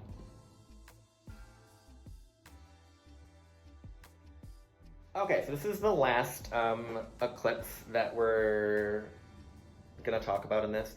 I may do a overall finisher thing, but I genuinely don't feel like I need to do that, as I think most of this video is pretty concise and comprehensive. Like I said, I will be doing more updated videos. If you guys want more specific things on this, let me know. There's gonna be a bunch of info down below, timestamps, all those things. Feel free to comment. ask me questions about those things or reach out to me on Instagram, those sorts of things. So with that being said, let's talk about the last eclipse at the end of December, which, this one's interesting. This is the one that I'm like, this is the one that I'm also like, shit, this is going to be interesting. So this eclipse happens on December 4th, 2021 at 2:42 a.m. Eastern Standard Time. Let's put the chart up here now. Okay, so this eclipse happens at 12 degrees of Sagittarius, which, if you remember, which I doubt you would, because why would you don't have all these charts in front of you like I do. So if you remember, the solar return midheaven of the US is 11 degrees of Sagittarius. The ascendant degree of the Sagittarius Ascendant of the natal chart of the US is at 8 degrees of Sagittarius. So both of those points, the solar return of the US and the ascendant of the US, are on this eclipse. They're being like hit with the eclipse. That's like crazy, like crazy. So we'll definitely see what happens with that. This eclipse is very interesting to me. I don't know what's going to happen in the eclipse season. It's going to be very, very, very interesting. But with that being said, the eclipse happens on the ascendant, on the midheaven. So whatever goals the US had over the year with the solar return and the end goal, right, the midheaven, with that eclipse being on that midheaven, it's gonna bring that out. It's gonna expose that. It's gonna expose it in the sense of really bring it to fruition, manifest it, really reposition it, right? And then same with the ascendant of the US being conjunct this eclipse. It's gonna readjust the way that we approach, right? The US approaches things, the US goes after things because it's eclipsing that. It's saying, let's reposition that. It has to do, eclipses overall have to do with massive endings and beginnings and things, and really big shifts into what the timelines that you need to get on, right? And once again, I'll talk about this more when we get there. As we kind of break this down too, the eclipse, the one that I'm using with the Washington, D.C., the ascendant is conjunct the Saturn of the US, natally. And then the descendant is conjunct the Chiron of the US. So that indicates a big restructuring in, similar to what I just said about, the eclipse being on the ascendant of the US. But this has to do with restructuring, and being on, like I said, there's this repeating theme throughout all these charts of relational stuff, of Libra stuff, genuinely Libra, getting fair, being put through it. That's a lot of what's been repeating is the Saturn in Libra keeps getting activated throughout the course of this, and then so does the Chiron in turn by that. So there's definitely an interesting theme of that. Do with that what you will, The Sun-Moon-Mercury conjunction of the eclipse on December 4th is also on top of the USA's ascendant and on top of the MC, which we talked about that.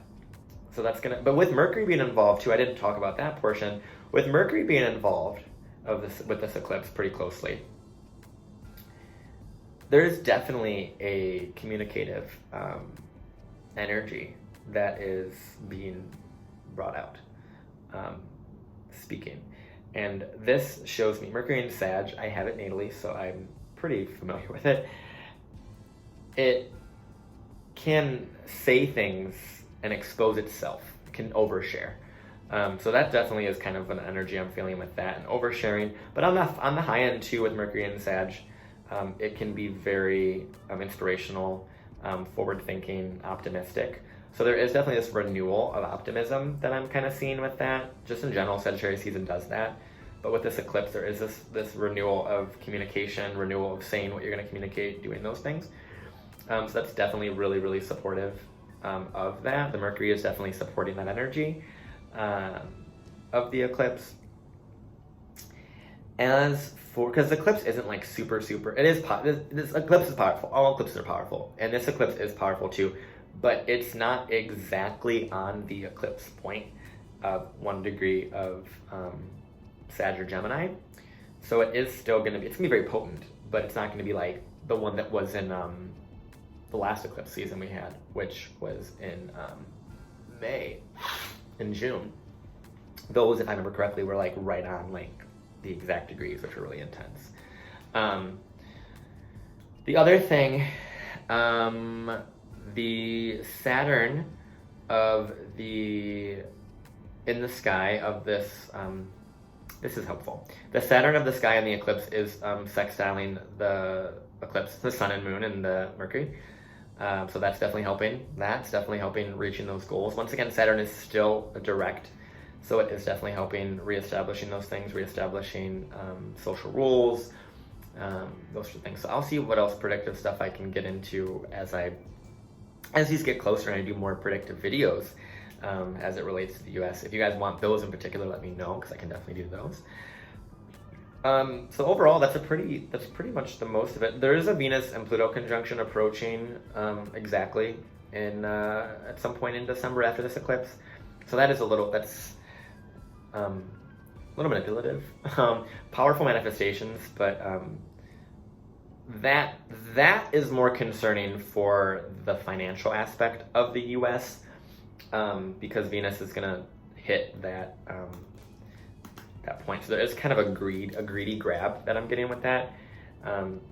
Once again, a lot of this will be a lot of this is gonna kind of come out more so during Capricorn season, when all the Capricorn planets kind of conjunct and go through the Pluto in Capricorn. That's when I think a lot of things are going to come out, and that's when the Pluto return is going to kind of be hinted at a little bit more, brought out more. Yeah, so I'm definitely interested in to see how that goes. But like I said, we'll definitely be talking more about this as it progresses throughout the course of the coming months, as well as however long. If you guys are interested in a reading from me, all of my information is down below in the description box. I have some introductory options there. I have my website, my Instagram, all those sorts of things, TikTok, everything that you could think of. So feel free to reach out to me on there. Comment down below like all of the things that you guys thought about this. Let me know what you thought. Let me know if you guys want to see more of this. Like I said, I will be doing at least specifically the new moon and full moon lunation cycles as videos is what I kind of want to do, because now I'm doing this full time. So this is definitely like a new adjustment to my schedule. So I'm very excited about it. And anything that you guys have questions on or anything, feel free to reach out to me. I offer readings, offer consultations, offer all those things.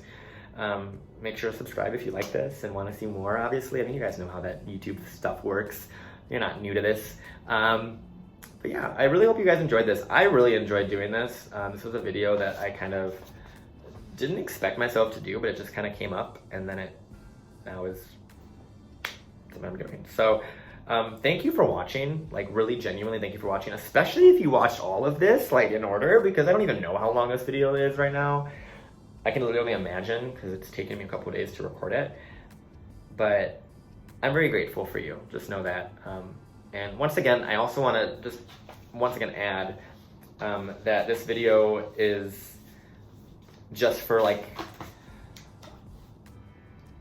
entertainment purposes, predictive purposes, those sorts of things. It's not meant to be political by any means. It's just meant to, you look at the chart and then see what's going on as an astrologer. So I hope I made that point pretty clear. If any of you like get into like the whole political part, it's not meant to be that. It's not my intention. My intention was to just share my knowledge and look at those things objectively.